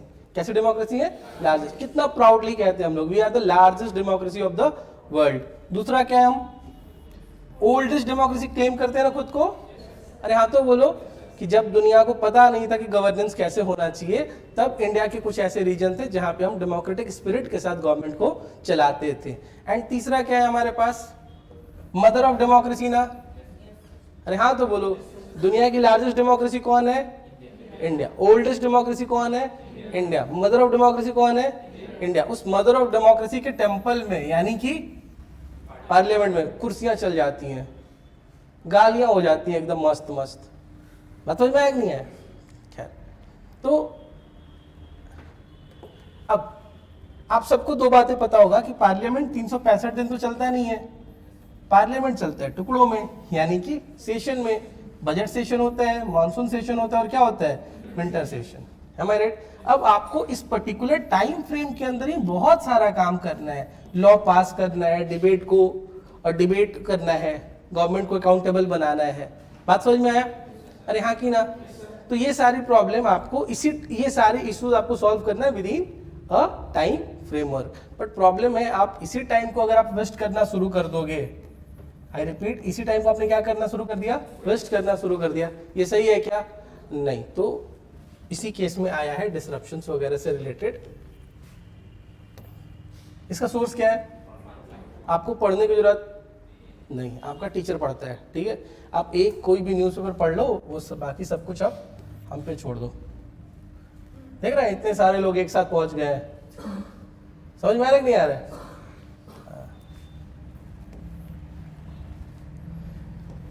खैर हम इसको देखते हैं थोड़ा सा, इससे बहुत सारी चीजें पता चलेंगी। मैं आपको कंपेयर करा रहा हूं 14th Lok Sabha, 15th Lok Sabha, 16th Lok Sabha और 17th लोकसभा। 14th लोकसभा 5 साल में कितने दिन बैठा है? 332 है। फिर 15 कितने दिन बैठा? 356। फिर कितना? यहां पे तो रिकॉर्ड ही बन गया, कितना? 270। हालांकि इसी ड्यूरेशन में कोविड वगैरह भी आ गए थे, बट ठीक है, धीरे धीरे डिक्लाइन हो रहा है ना? अरे है ना? इनिशियली अगर आप देखोगे 1560s में, तो जो एवरेज ड्यूरेशन होता था पार्लियामेंट का एक साल का, वो 120 दिन के आसपास होता था। कितना होता था? 120 दिन। 5 से मल्टीप्लाई कर लोगे तो that will be somewhere around 600-550 के आसपास होता था। आपने 250 दिन तो कम बैठना शुरू कर दिया। कम बैठना शुरू कर दिया तो काम कम होगा या नहीं होगा? अरे आया ना? अब आप 10 घंटे की जगह 5 घंटे पढ़ना शुरू कर दो तो क्वालिटी खराब होगी या नहीं होगी? ठीक है। और उस 5 घंटे में भी आप व्हाट्सएप चलाना शुरू कर दो, डिसरप्शंस लाना शुरू कर दो, तो काम हो पाएगा क्या? नहीं। सेम चीज हम लोग यहाँ सफर कर रहे हैं। अगर आप देखोगे 14th लोकसभा में हमने केवल 87% टाइम को यूटिलाइज किया। अगली बार ये घट के कितना हो गया? 61। उसी टाइम वो एड्स वगैरह आना शुरू हो गए थे, कांग्रेस हटाओ देश बचाओ टाइप। पता है ना आपको? अरे हाँ ना, तुम लोग बहुत छोटे तो नहीं थे ना? 14 का इलेक्शन याद है ना आपको? हाँ, मैं बहुत बड़ा फैन था। मुझे भी लगता था समस्या का सारा जड़ कौन है? ठीक है, जब तक पंजे का साथ है तब तक इस देश का कुछ नहीं हो सकता, राइट। खैर उसके बाद फिर अगला लोकसभा आता है, प्रधानमंत्री जी का पहला कार्यकाल। इसमें अपन 84% टाइम को यूटिलाइज करते हैं। फिर कितना यूटिलाइज करते हैं? 88% टाइम को यूटिलाइज करते हैं। बिल पास अगर आप देखोगे तो 248 बिल पास हो रहा है। फिर कितना पास हुआ? 179। फिर कितना पास हुआ? 133। फिर कितना पास हुआ? 179। मतलब बिल्स का भी नंबर क्या होते जा रहा है? कम होते जा रहा है। ठीक है। अब कमिटीज के पास जो बिल भेजे जाते हैं, कमिटीज क्या होती हैं? जैसे मान के चलो कुछ पार्टी बोल रही है कि नहीं बिल अच्छा है, कुछ पार्टी बोल रही है नहीं बिल बहुत खराब है, तो डिसएग्रीमेंट हुआ ना? अरे हाँ या ना? तो पार्लियामेंट के पास अपनी कमिटीज होती हैं, उसी को क्या बोलते हैं? Parliamentary committee. उस केस में, डेडलॉक के केस में, बिल को कहाँ भेज दिया जाता है? कमिटीज के पास, जहाँ पे दोनों पार्टी नहीं होता, एक्चुअली सारे पार्टीज के मेंबर मिलकर ये डिसाइड करते हैं ये बिल पास करने लायक है नहीं है वगैरह वगैरह। ठीक है। तो यहाँ पे 60% बिल को भेजा गया। यहाँ पे कितना होगा? अब यहाँ पे एब्सोल्यूट मेजॉरिटी थी, तो तुम्हारे कितने भी नाना चिल्लाने के बाद कोई फर्क पड़ेगा क्या? नहीं। तो केवल कितना परसेंट बिल गया? अगली बार 16%। ठीक है। अभी का जो डेटा आएगा वो आप में वो सब चीजें इंप्रूव मिलेंगी। कमिटीज वगैरह के पास बिल फिर जाना शुरू हो जाएंगी, क्योंकि कौन सी गवर्नमेंट है? कोलिशन गवर्नमेंट वगैरह में ये जनरली ट्रेंड देखने को मिलता है। यहाँ पे लोकसभा के वो करंट अफेयर्स की क्लास चल रही है, बोल रहा है। ठीक है।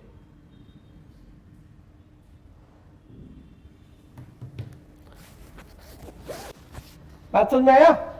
अरे हाँ तो बोलिए। तो ये डिसरप्शंस वगैरह का डेटा आपके पास है, आप इसको अपने आंसर्स में यूज कीजिएगा। हम इसको स्टैटिक में भी बहुत अच्छे से अपन इसको कवर करेंगे। अब क्यों हो रहा है डिसरप्शन? गवर्नमेंट ने क्या अप्रोच रखा है? अगर हमारे पास नंबर है, गवर्नमेंट के पास नंबर है, आप चिल्लाते रहिए, हमको फर्क नहीं पड़ेगा, जो बिल पास करने अपन कर लेंगे। वो इंक्लूसिव अप्रोच धीरे धीरे इरोड हो रही है। दूसरा क्या है, अपोजिशन जनरली पार्लियामेंट के टाइम को किसके लिए यूज कर लेती है, हो हल्ला करने के लिए यूज कर लेती है, मीडिया का फुटेज भी मिल जाता है, स्क्रीन पे भी लोग आ जाते हैं, है या ना। अगर हमारा एमपी नेशनल टीवी पे आना शुरू हो गया, हमको प्राउड फील होगा ना, अरे हाँ या ना, अच्छा लगेगा ना, देखो मेरे लिए लड़ रहा है इन लोगों से, अरे हाँ तो बोलो यार। तो ये रियलिटी है एक्चुअली, ये इसको मजाक में मत लेना, सीरियसली ऐसा होता है।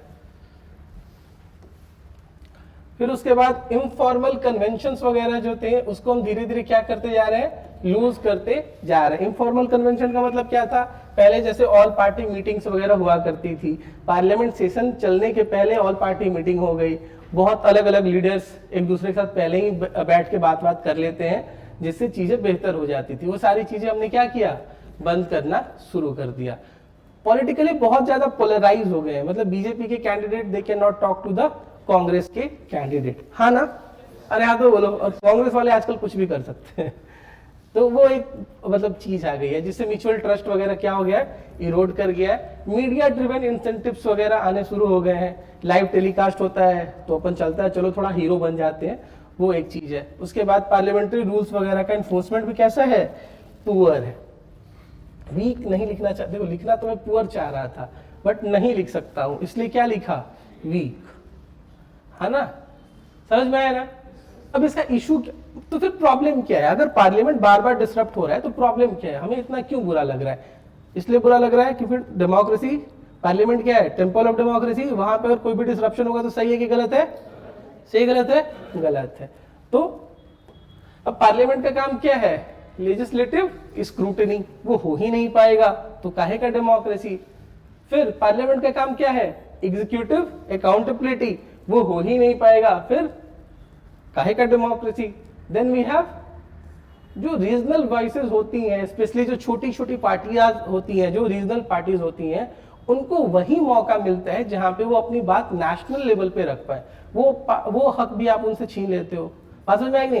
जो मेजर पार्टीज हैं वो तो कहीं पे भी झंडा गाड़ के शुरू हो जाएंगी, बट वैसी पॉलिटिकल पार्टी जिनके केवल 2 MP है, जिनका केवल 1 MP है, उसको तो हाउस का फ्लोर ही है ना यूज करने के लिए, अरे हाँ तो बोलो।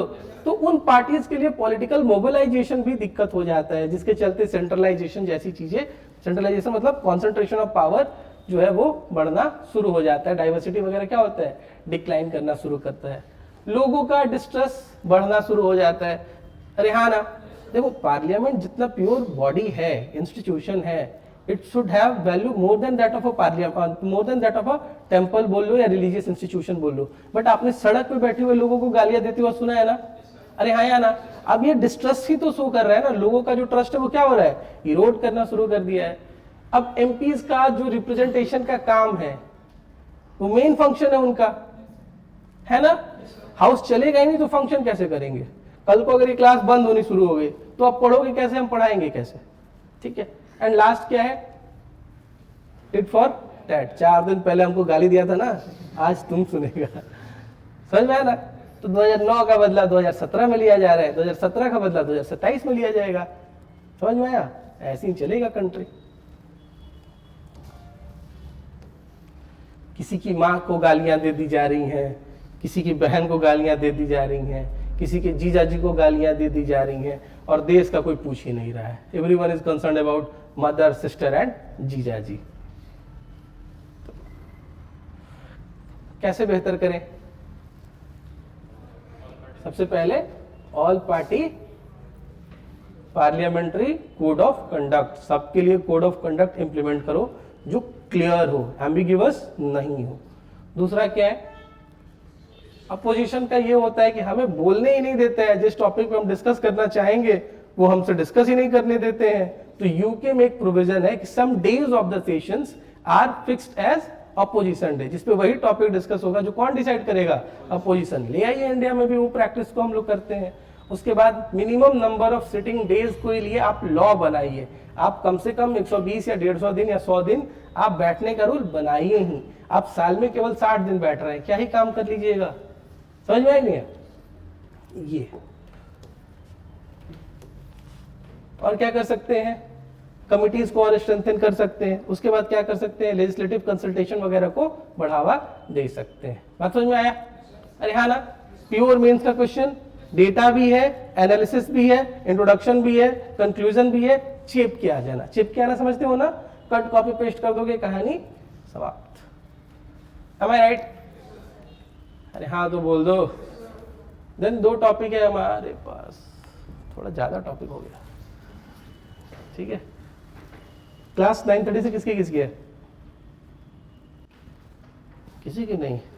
चलो 5 मिनट में अपन इसको खत्म करते हैं। Inclusive growth and disability rule. Social justice क्या है, पीआईबी में आया था, मैंने अच्छे से उठा के आपको दे दिया। एक्चुअली अभी रिसेंटली क्या था, international day for person with disability था, उसी के कॉन्टेक्स्ट में सारी चीजें आई थी। It is very very important for exam. Exam में या तो आपसे ट्रांसजेंडर पूछेगा या फिर आपसे क्या पूछने वाला है, डिसेबिलिटी वाला पूछने वाला है। तो इंक्लूसिव ग्रोथ क्या होता है आपको पता है ना, सोसाइटी के सारे लोगों का जब ग्रोथ सिमिलर होने लगे तो उसको क्या बोल देंगे, इंक्लूसिव ग्रोथ। आज वाला ग्रोथ हमें नहीं चाहिए कि एक इंडिया है और दूसरा भारत है, इंडिया में टावर बन रहे हैं, भारत में बाढ़ आ रहा है। आप समझ में आ रहा है ना? अरे हाँ, इंडिया भारत का आपको पता है ना डिबेट, ठीक है। वो मुंबई वाला नहीं चाहिए कि एयरपोर्ट सबसे खूबसूरत है और एयरपोर्ट के बाहर एशिया का लार्जेस्ट स्लम है हमारे पास। तो अब जब हम डिसेबिलिटी के केस में इंक्लूसिव ग्रोथ की बात करते हैं तो हमें सर्टेन पैरामीटर्स का ध्यान देना होगा, जिसमें से सबसे इंपॉर्टेंट क्या है, एक्सेसिबल इंफ्रास्ट्रक्चर चाहिए। M I right? सोच के देखो कि देयर आर पीपल जिनके पास पैर नहीं है, वो क्या ये नॉर्मल स्टेयरकेस वगैरह यूज कर सकते हैं क्या? नहीं। तो हमें व्हील चेयर के लिए क्या चाहिए, प्लेटफॉर्म चाहिए। उसी को क्या बोल देते हैं हम लोग, एक्सेसिबल इंफ्रास्ट्रक्चर। समझ में आया? अरे हाँ ना। अब ये आपको लग रहा होगा ये इतनी बड़ी बात तो नहीं है, बट ये है बेटा। देयर आर 2.68 करोड़ पीपल जिनके पास क्या है, डिसेबिलिटीज है। 2 करोड़ के ऊपर पॉपुलेशन है उनका। तो उस वर्कफोर्स को आप अलग रख रहे हो, उस पूरी की पूरी सोसाइटी, उस पूरी की पूरी कम्युनिटी को आप अलग से ट्रीट कर रहे हो। अरे हाँ ना, बात समझ में आ रहा है ना? अगर आप उनकी एनर्जी को यूटिलाइज करना शुरू कर दोगे तो उनका भी मोरल बूस्ट होगा, उनकी भी प्रोडक्टिविटी बढ़ेगी, इकोनॉमी की भी प्रोडक्टिविटी बढ़ेगी और सोसाइटी भी थोड़ा और ह्यूमनिस्टिक हो पाएगी। M I right? तो जब भी हम इंक्लूसिव ग्रोथ वगैरह की बात करेंगे for people, we are talking about accessible infrastructure. दूसरा क्या है, inclusive education. There are people जो जिनको दिखाई नहीं देता, तो क्या मतलब, उनको पढ़ाया नहीं क्या? पढ़ाएंगे ना। देयर आर पीपल जिनको सुनाई नहीं देता, क्या उनको पढ़ाया नहीं क्या? पढ़ाएंगे ना, ठीक है। Then we have what, livelihood support, ठीक है। अगला क्या हमारे पास, लीगल प्रोटेक्शन। फिर जो स्ट्रक्चरल और सोशल बैरियर है उसको भी क्या करना होगा, आपको इंप्रूव करना होगा। M I right? अब आप हमसे पूछते हो ना कि सर मेंस का क्वेश्चन में क्या लिखेंगे, यही लिख के आना है। यहां से करना कंट्रोल, यहां से करना कंट्रोल सी और फिर कंट्रोल बी, इतना ही काम करके आना। पॉइंट वाइज लिख के आ जाओ, 2 एग्जांपल डाल दो, काम खत्म। Are you getting my point? तो आफ्टर लॉन्ग डिस्कशंस की we will go current affairs. अपन ऐसे ही करते हैं कि क्लास के मॉडल मतलब जैसे अपन क्लास से चलता है वैसे करंट अफेयर्स के रेगुलर क्लासेस करा देते हैं। जिसको पढ़ना होगा पढ़ेगा, जिसको नहीं पढ़ना होगा नहीं पढ़ेगा, right. But it will help you a lot. A lot का मतलब अलॉट मतलब आप 1.5 महीने 2 महीने में इमेजिन नहीं कर सकते हो कि आपका स्टैंडर्ड ऑफ प्रिपरेशन कहाँ से कहाँ चला जाएगा। बात समझ में आया? अरे हाँ ना। और न्यू ईयर रेजोल्यूशन बनाना कि सिंगल डिजिट रैंक लाना है, अरे हंसना नहीं है, सीरियसली बता रहा हूँ, आ सकता है। मैंने कई गधों के सिलेक्शन देखे हैं यार, मतलब मुझे तो यकीन नहीं होता है कि इसका कैसे हो गया। Am I right? तो तुम लोग तो फिर भी बहुत बेहतर हो, समझ में आया ना। बट वो गधा एक टाइम पे मेहनत कर दिया था, ऐसा नहीं है। तो आपको मेहनत करते रहना पड़ेगा और आपको जो सारी चीजें बताई जा रही है बस आप उसको यूज करते चले जाइए। Am I right? तो वो जो क्लासेस में बोलता है ना सिंगल डिजिट आएगा आएगा आएगा, आ जाएगा, तुम्ही में से किसी एक का आ जाएगा, बाकी सारे लोग चौंक जाओगे हैं ये आने वाला था क्या क्या? तो ये आपको समझना है। Then we are talking about current status. देखते हैं नंबर कितना है इनका, 2.68 करोड़। जो इंडियन पॉपुलेशन का कितना है, सारा डेटा किसके हिसाब से है? अब ये नंबर बढ़ा होगा या कम होगा? बढ़ा होगा। ओवरऑल पॉपुलेशन बढ़ी है तो जरूर बढ़ा होगा। दूसरा, तो पहला क्या हो गया, पॉपुलेशन। दूसरा इनका लीगल आइडेंटिफिकेशन के लिए जो एक्ट पास हुआ था उसमें हम यूडीआईडी लेके आए थे। यूडीआईडी क्या है, unique disability ID. M I right? जो कितना डिजिट नंबर था, 18 डिजिट कार्ड दिया जाता था डिसेबल लोगों को as a their disability certificates वगैरह। Am I right? अरे हाँ तो बोलो। फिर जो हमारे पास RPWD एक्ट था 2016 में, पहले 7 डिसेबिलिटीज को रिकॉग्नाइज किया करता था, अब ये कितना कर दिया गया 21। तो हम और इंक्लूसिव हो रहे हैं ना? अरे हाँ तो बोलो।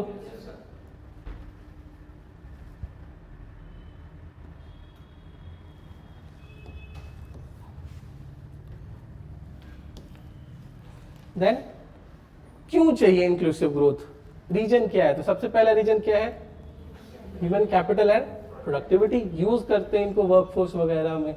फिर उसके बाद कॉन्स्टिट्यूशनल मैंडेट है नॉन डिस्क्रिमिनेशन का, तो अगर हम non discrimination caste, culture, religion, race के बेसिस पे करते हैं तो हम डिसेबल के साथ कैसे कर सकते हैं? कर सकते हैं क्या? नहीं। तो वो जो डिग्निटी वाली कॉन्सेप्ट है, जो कॉन्स्टिट्यूशनल मैंडेट है, वो भी हमें इस बात के लिए प्रमोट करती है कि पीडब्ल्यूडी के लिए क्या होना चाहिए? Inclusive growth. उसके बाद ये बहुत इंपॉर्टेंट है बेटा, पॉवर्टी डिसेबिलिटी के साइकिल को तोड़ना होगा आपको। और वो कैसे टूटेगा? जब तक आप एम्पावर नहीं करोगे तब तक टूटेगा क्या? नहीं टूटेगा। Am I right? तो ये इंक्लूसिव ग्रोथ उनका पॉवर्टी और डिसेबिलिटी दोनों का जो साइकिल है उसको क्या करेगा? तोड़ सकता है। समझ में आया पॉवर्टी डिसेबिलिटी साइकिल क्या है? कि देयर विल बी केसेस जहां पे अगर कोई डिसेबल है तो उसका पुअर होने का चांसेस क्या है? ज्यादा रहेगा। देन ग्लोबल कमिटमेंट है, यूनाइटेड नेशन के कन्वेंशंस वगैरह है, ठीक है? तो ये है। चैलेंजेस क्या क्या है? एक्सेसिबिलिटी बैरियर्स हैं, जैसे मैंने आपको स्टेयरकेस का एग्जांपल दिया, बसेस का एग्जांपल दिया। फिर क्या है? High out of pocket expenditure, treatment कराने जाते हो बहुत पैसे लग जाते हैं। फिर क्या है? अवेयरनेस क्या है? लिमिटेड, ठीक है? अरे यार ये स्कॉलरशिप के पैसे तक नहीं देते हैं, ऑनेस्टली बता रहा हूँ तुमको। वो जो फिजिकली हैंडीकैप्ड लोगों को स्कॉलरशिप का पैसा मिलता है वो तक नहीं देते हैं, क्या ही बोलोगे। फिर क्या है? एम्प्लॉयमेंट और स्किल का गैप है। देन आपके पास जस्टिस डिलीवरी सिस्टम में बैरियर वगैरह भी आपको फेस करना पड़ता है। यार एक फैक्ट ये है कि अगर डिसेबल लोगों को घर में दिक्कत हो रही है तो सोसाइटी में ऑब्वियसली होगी, लीगल सिस्टम में ऑब्वियसली होगी, school, colleges, offices, community centres पे ऑब्वियसली होगी। तो जो सबसे पहला चीज एड्रेस करना है वो कहाँ से एड्रेस करना है? आपको घर से एड्रेस करना है। Am I right? मतलब I have seen this in my families also, तो मैं वहाँ के आपको चीजें बता रहा हूँ। अब जो हमारा एक्ट है, एक्ट का नाम क्या है? Rights of person with disability. कब पास हुआ? 2016 में, जहां पे इनको एम्पावर करने के लिए कितना परसेंट दिया गया? 4% रिजर्वेशन दिया गया गवर्नमेंट जॉब्स में। इसके अलावा दो और चीजें हैं जो आपको पता होनी चाहिए। सबसे पहला क्या है हमारे पास? नेशनल ट्रस्ट एक्ट ऑफ 1999, जो सर्टेन डिसेबिलिटीज से लोग सफर करते थे उनको ये क्या करता था? कम्युनिटी बेस्ड प्रोग्राम के अंदर लेके आता था। उसके बाद फिर हमारे पास आरसीआई एक्ट ऑफ 1992 है, जिसमें रिहैबिलिटेशन समझते हो ना? रिहैबिलिटेशन की बातें होती थी। Rehabilitation council of India act 1992 जो क्या करता था? रिहैबिलिटेशन की बातें करता था। किसके लिए? अगेन जो पीपल विथ डिसेबिलिटी है। Are you getting my point? हाँ ना? समझ में आया? तो आज 1 घंटे की क्लास में हमने देखो कितने टॉपिक खत्म किए। एक टॉपिक खत्म किया पार्लियामेंट डिसरप्शन, फिर हमने खत्म किया पर्सन विथ डिसेबिलिटी। अब इस पे कुछ भी पूछेगा तुम लिख के आओगे या नहीं आओगे? अरे हाँ या ना? अच्छा लिख के आओगे, कचड़ा लिख के आओगे? अच्छा लिख के आओगे। अब इससे अच्छा कंटेंट हो ही नहीं सकता। Am I right? तो आपको जाना है, याद करना है, एक दिन में आपके बहुत सारे टॉपिक्स खत्म होंगे।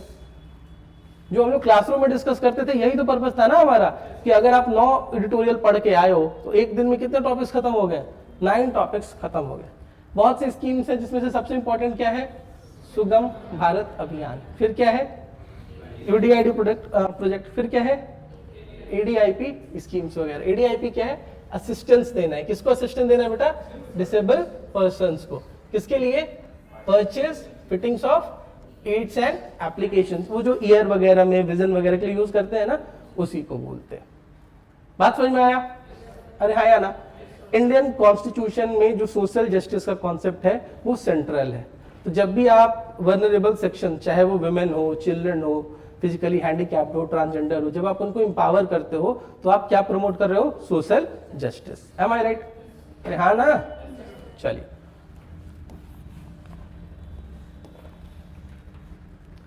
क्या कर सकते हैं? तुम लोग खुद से सॉल्यूशन बताओ, क्या कर सकते हैं? जो एग्जिस्टिंग लॉज है उसको बेहतर कर ले। अरे हाँ ना? डिलीवरीज को बेहतर कर ले, इनके लिए जो स्कीम्स और प्रोग्राम है, प्रोग्राम्स तो है ना, उनके इम्प्लीमेंटेशन को बेहतर कर लेना। अरे हाँ तो बोलिए, इनका फाइनेंशियल जो सिचुएशन है उसको इंप्रूव कर सकते हैं अपन। बस यही सब बातें तो लिखनी है। अब इसको देखते हैं कैसे लिखा हुआ है कि जो लास्ट मील डिलीवरी है उसको क्या कीजिए आप, इंप्रूव कीजिए। दूसरा क्या है, फाइनेंसिंग और इंश्योरेंस क्या कीजिए, इनको एक्सपैंड कीजिए। और यूनिवर्सल एक्सेसिबिलिटी को क्या कीजिए, प्रमोट कीजिए। स्किल और एम्प्लॉयमेंट को क्या कीजिए, स्ट्रेंथन कीजिए। किसके लिए, पीपल विथ डिसेबिलिटी के लिए। कैसे करेंगे, उनके लिए स्किल डेवलपमेंट बनाएंगे। अरे हाँ ना, अब लोगों को कैटेगराइज कर देंगे, देख लेंगे एक पर्टिकुलर कैटेगरी ऑफ पर्सन जो डिसेबल है वो किस काम के लिए बेहतर हो सकता है। बात समझ में आया।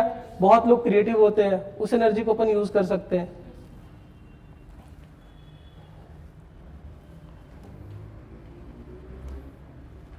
लास्ट नहीं, सेकंड लास्ट क्या है हमारे पास, पॉलीगैमी इन इंडिया। ये पूरा का पूरा क्लास हो गया यार। तो पॉलीगैमी इन इंडिया में क्या है, देखो पॉलीगैमी समझते हो ना, जब पर्सन जो है, कोई भी पर्सन मेल या फीमेल, उसके पार्टनर्स क्या हो, एक से ज्यादा, उसको क्या बोलते हैं, पॉलीगैमी। M I right. अब अगर हम इसमें रिफॉर्म्स लेके आते हैं तो हम किधर शिफ्ट हो रहे हैं, यूनिफॉर्म मैरिज नॉर्म्स। क्यों चाहिए, ध्यान से देखना। अब अगर आप इंडिया कॉन्टेक्स्ट पता है ना आप सबको, वो हमने डिस्कस भी किया था कि असम में जो बिल पास हुआ पॉलीगैमी को प्रोहिबिट करने के लिए। हिस्टोरिकल बैकग्राउंड वगैरह आप जो देखोगे वो आप ध्यान से देखना कि हिंदूज में कम्युनिटी वाइज बात करते हैं, हिंदूज है और कौन है, बुद्धिस्ट है और कौन है, जैन है और कौन है, सिख्स है। यहाँ पे पॉलीगैमी बाय डिफॉल्ट, बाईगैमी जो है, बाईगैमी मतलब दो शादियां अलाउड नहीं है। एम आई राइट, ठीक है। पारसीज में भी अलाउड नहीं है, बट इनके लिए एक्ट अलग से है। कौन सा एक्ट है, Parsi marriage and divorce act. Christians में भी अलाउड नहीं है। कौन सा एक्ट है, Indian Christian marriage act of 1872। फिर कौन आता है, इनका जो पर्सनल एक्ट है, मुस्लिम पर्सनल लॉ, जिसको बहुत पॉपुलरली क्या बोलते हैं, शरीयत बोलते हैं, 1937 का। उसके अंदर कितना अलाउड है, up to 4 allowed. Am I right, अरे हाँ ना, ठीक है।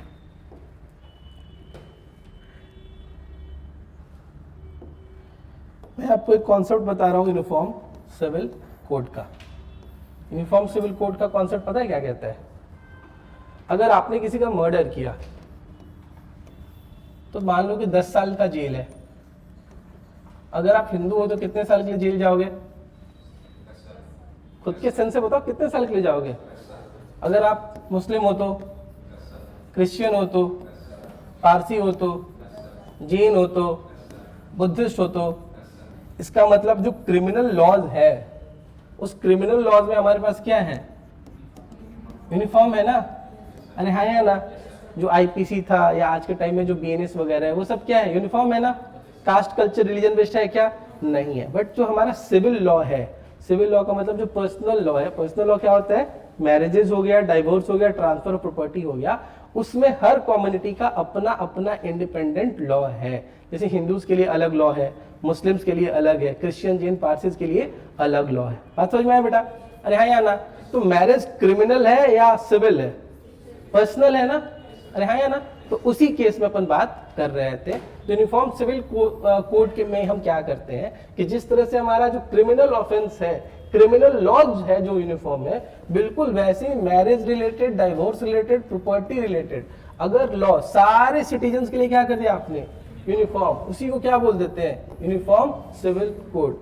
इस वीक रुक जाओ या उसके अगले वीक रुक जाओ, महीने में एक बार जरूर आएगा आर्टिकल, किसके ऊपर, यूनिफॉर्म सिविल कोड के ऊपर। तो जिस दिन आएगा हम उसको बहुत अच्छे से पूरा का पूरा डिस्कस कर लेंगे। अभी मैं आपको ये बताना चाह रहा था, ठीक है। गोवा में पुर्तगीज का सिविल कोड है इम्प्लीमेंट, तो वहां पे अलग चीज है, बट ट्राइब्स वगैरह को हम एक्सक्लूड करके रखते हैं। 5th शेड्यूल और 6th शेड्यूल में हमने ये प्रोविजन डाला है कि जो ट्राइबल कम्युनिटी है वो अपने सोशल कस्टम्स को फॉलो करते हैं, जनरली जो लॉज वगैरह होते हैं वो इम्प्लीमेंट नहीं होता है।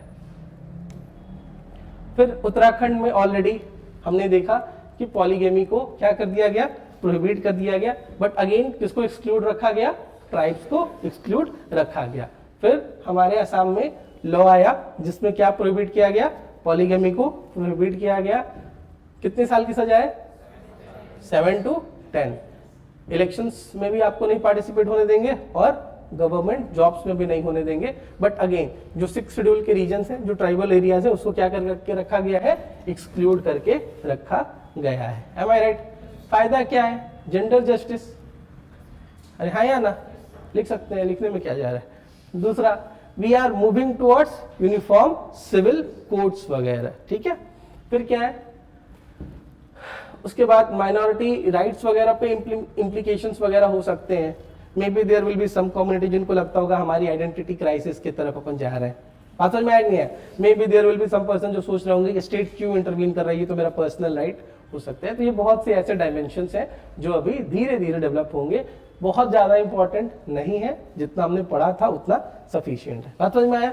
मैं बस आपको बता देना चाह रहा था कि पॉलीगैमी क्या है, आपको समझ में आया। हर कम्युनिटी के लिए लॉज अलग अलग है, केवल एक ही कम्युनिटी है जहां पे अलाउड किया जा रहा है और वो भी शरीयत एक्ट के अंदर किया जा रहा है। तो जब भी आप लेके आओगे कुछ ऐसा चीज जो यूनिफॉर्म करने जा रहे हो, तो जो वो पोर्शन है जहाँ पे वो एक्सेप्शन है, उस कम्युनिटी को भी आपको कॉन्फिडेंस में लेना होगा। उसके बाद आप आगे बढ़िए। डेमोक्रेसी की यही ब्यूटी होती है, वरना किसी काम का डेमोक्रेसी फिर नहीं है।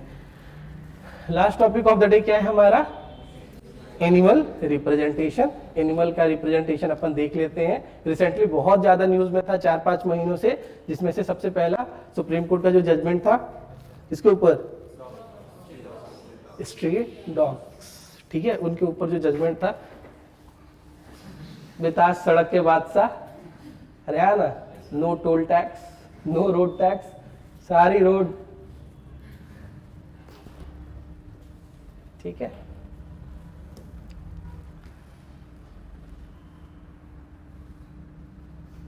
ये स्कूटी वाला कहां गया यार?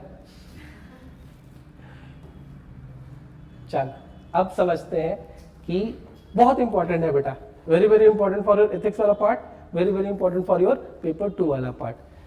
अब हम एक कॉन्सेप्ट पढ़ते हैं, ह्यूमन एनिमल डिवाइड, ठीक है। अब राइट टू वोट किसको है? एनिमल्स को है क्या? नहीं। तो पॉलिटिकली एक्टिव एजेंट डेमोक्रेसीज में कौन है, मेन है या एनिमल्स, सॉरी ह्यूमन है या एनिमल्स है? ह्यूमंस। M I right? तो एनिमल का कोई रिप्रेजेंटेशन है क्या? नहीं। बट एनिमल्स में भी लाइफ होता है ना, अरे हाँ है ना, डिग्निटी होती है ना।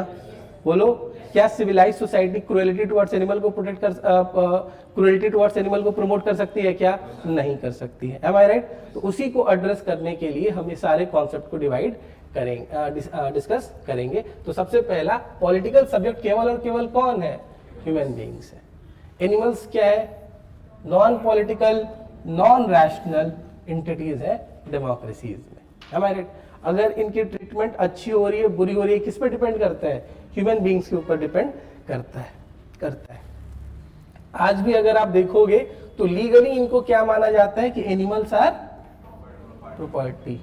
M I right? जिसपे पेनल्टीज वगैरह भी लगती है। हालांकि एक्ट्स वगैरह आज भी हैं हमारे पास जो बेसिक डिग्निटी प्रोवाइड करती हैं एनिमल्स को, जैसे कि पीसीए एक्ट। पीसीए का मतलब क्या है? Prevention of cruelty to animal act. बहुत पुराना है, 1960 का है। बट आज भी जो उसके फाइन्स वगैरह है वो कितने हैं? 10 से 50 रुपए। 50 रुपए 1960 में बहुत बड़ी बात थी, बट 50 रुपए आज कोई वैल्यू है? बोलो नहीं। तो ये लॉज क्या हो रहे हैं? धीरे धीरे आउटडेटेड हो रहे हैं। और ये लॉज के जो प्रोविजंस हैं वो प्रूव करते हैं कि ये एनिमल्स क्या है? मोस्टली इकोनॉमिक ऑब्जेक्ट है। फिर उसके बाद 2014 का एक केस है सुप्रीम कोर्ट में, जिसमें केस का नाम क्या था? AWBI, यानी कि animal welfare board of India. अरे हाँ ना, जैसे NHRC है ना, नेशनल ह्यूमन राइट कमीशन, वैसे ही हमारे पास बहुत से बोर्ड है। एनिमल वेलफेयर के लिए जो बोर्ड है उसको क्या बोलते हैं? Animal welfare board of India. इसका एक सुप्रीम कोर्ट में जजमेंट है जिसमें यह बताया गया कि animal dignity is a important part of governance. बात समझ में आया? अरे हाँ तो बोलो। फिर हमारे पास बहुत से कॉन्स्टिट्यूशनल प्रोविजन है, फंडामेंटल ड्यूटी है, DPSP है, या फंडामेंटल राइट्स से रिलेटेड बहुत से ऐसे जजमेंट आ गए हैं जो आज किसकी बात करते हैं? एनिमल राइट्स वगैरह की बातें करते हैं। करते हैं। उसके बाद पावर इम्बैलेंस है, ऑब्वियसली है, कोई रिप्रेजेंटेशन नहीं है। लास्ट क्या है आपका, लीगल प्रोटेक्शन भी कैसा है, वीक है। समझ में आया व्हाट वी आर डिस्कसिंग, कि एनिमल का रिप्रेजेंटेशन नहीं है, उनका वॉइस नहीं है। Am I right? Supreme court का एक जजमेंट देखा हमने जिसमें एनिमल डिग्निटी की वो बातें कर रहा था, 2014 का जजमेंट था ये। क्या क्या कर सकते हैं, सबसे पहले काम क्या कर सकते हैं, जो economic system, economic sector systemic harm कर रहे हैं किसका, एनिमल्स का, उसको रोका जा सकता है। पता है ना, वो जब मेडिसिन वगैरह की टेस्ट वेस्ट भी होती है, वो भी जनरली किस पे होती है, एनिमल्स वगैरह पे होती है। And sometimes they are very very painful actually. फिर इंडिपेंडेंट डिसीजन मेकिंग वगैरह को आप प्रमोट कीजिए। आज जितनी भी बॉडीज हैं, जैसे AWAI हो गया, animal welfare board of India, या स्टेट लेवल पे जो स्टेट एनिमल वेलफेयर बोर्ड है, या फिर जो तुम्हारे SPCAs हैं, यानी society for prevention of cruelty towards animal जो है, उनके पास या तो पैसा नहीं है, या फिर क्या है, ऑटोनॉमी नहीं है, या फिर क्या है, पावर नहीं है। Am I right? अरे हाँ ना, तो केवल कागज पे बॉडी बनाने से काम चलेगा क्या, नहीं चलेगा।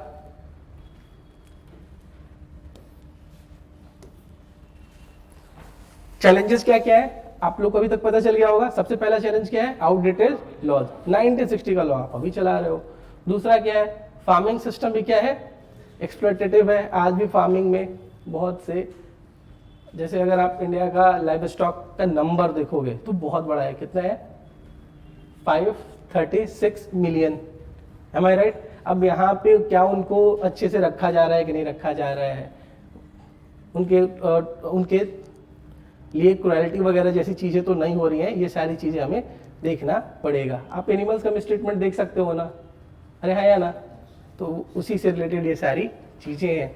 डेटा की अगर आप बात करोगे तो 2018 से लेके 2021 में 330 एलिफेंट्स का डेथ हो गया बिकॉज ऑफ इलेक्ट्रोक्यूशन और ट्रेन हिट्स की वजह से। हमारे 330 एलिफेंट्स, बाकी एनिमल्स का तो डेटा भी शायद हमारे पास नहीं होगा। ह्यूमन एनिमल कॉन्फ्लिक्ट में कितने लोग मारे गए हैं, 1500 के ऊपर लोग मारे गए हैं। तो ये लॉस केवल एनिमल्स का नहीं है, किसका है, ह्यूमंस का भी है। तो एक को एग्जिस्टेंस वाला इकोसिस्टम प्रमोट करना पड़ेगा और लीगल सेफगार्ड वगैरह भी हमें देना पड़ेगा, किसको, एनिमल्स वगैरह को। अगर आप ह्यूमन बींग्स को भी प्रोटेक्ट करना चाहते हैं तो आपको एनिमल्स को भी क्या करना पड़ेगा, सेफ ही रखना पड़ेगा। फिर क्या है हमारे पास और इश्यूज कि इंस्टीट्यूशन क्या है, नॉन इंडिपेंडेंट, और लीगली भी चीजें आपस में कोलैप्स कर जाती हैं। जैसे कॉन्स्टिट्यूशन कोई और बात कह रहा है, कॉन्स्टिट्यूशन बहुत बड़ी बड़ी बातें करेगा, कंपैशन की बात करेगा, और जो लॉज हैं वो एनिमल्स को क्या मान लेती हैं, इकोनॉमिक ऑब्जेक्ट्स मान लेती हैं। ओनर्स वगैरह पे फाइन वाइन भी लगाने की बातें होती हैं। तो ये मिसमैच जो है वो बहुत ज्यादा लीगल कंफ्यूजन वगैरह क्रिएट करता है। क्या करेंगे, इंडिपेंडेंट इंस्टीट्यूशन बनाइए, ठीक है, ये बहुत इंपॉर्टेंट है। एनिमल इम्पैक्ट, जैसे इन्वायरमेंटल इम्पैक्ट असेसमेंट होता है ना, जैसे ही कोई प्रोजेक्ट बनता है तो अपन उसका क्या कराते हैं, EIA करते हैं, इस प्रोजेक्ट से बनने पे इन्वायरमेंट पे क्या इम्पैक्ट पड़ेगा, तो वो हमें ध्यान देना होगा। वैसे ही हम एनिमल इम्पैक्ट असेसमेंट कराएंगे, और जो हमारा 1960 का एक्ट है क्रुएल्टी वाला, उसको भी क्या करेंगे, अपग्रेड करने का टाइम आ गया है। बात समझ में आया, अरे हाँ या ना। जो एग्जिस्टिंग इंस्टीट्यूशन है उनको आप स्ट्रेंथन कीजिए, जो लीगल ओवरसाइट्स वगैरह हैं जो वीक है उसको भी क्या कीजिए, आप स्ट्रॉन्ग कीजिए। पब्लिक अवेयरनेस को आप क्या कीजिए, प्रमोट कीजिए। को एग्जिस्टेंस को क्या कीजिए, प्रमोट कीजिए। समझ में आया, अरे हाँ तो बोलिए। इस तरह से हमने 10 टॉपिक खत्म कर लिया, राइट। इसमें से एटलीस्ट 2 टॉपिक एग्जाम में आएगा ही आएगा, चाहे वो एथिक्स में आए, ह्यूमन एनिमल कॉन्फ्लिक्ट के ऊपर आ सकता है, या फिर आपसे BLO के ऊपर आ सकता है, या फिर आपसे प्रिवेसी के ऊपर आ सकता है। Am I right ना, बात समझ में आया। तो ये PPT या PDF जो भी है आपके साथ शेयर हो जाएगा, आप इसको आज ही खत्म कर लीजिएगा बेटा। अब आपको बहुत टेंशन लेने की जरूरत नहीं है, जो आपको दिया जा रहा है बस आप उसको बार बार रिवाइज करते जाइए।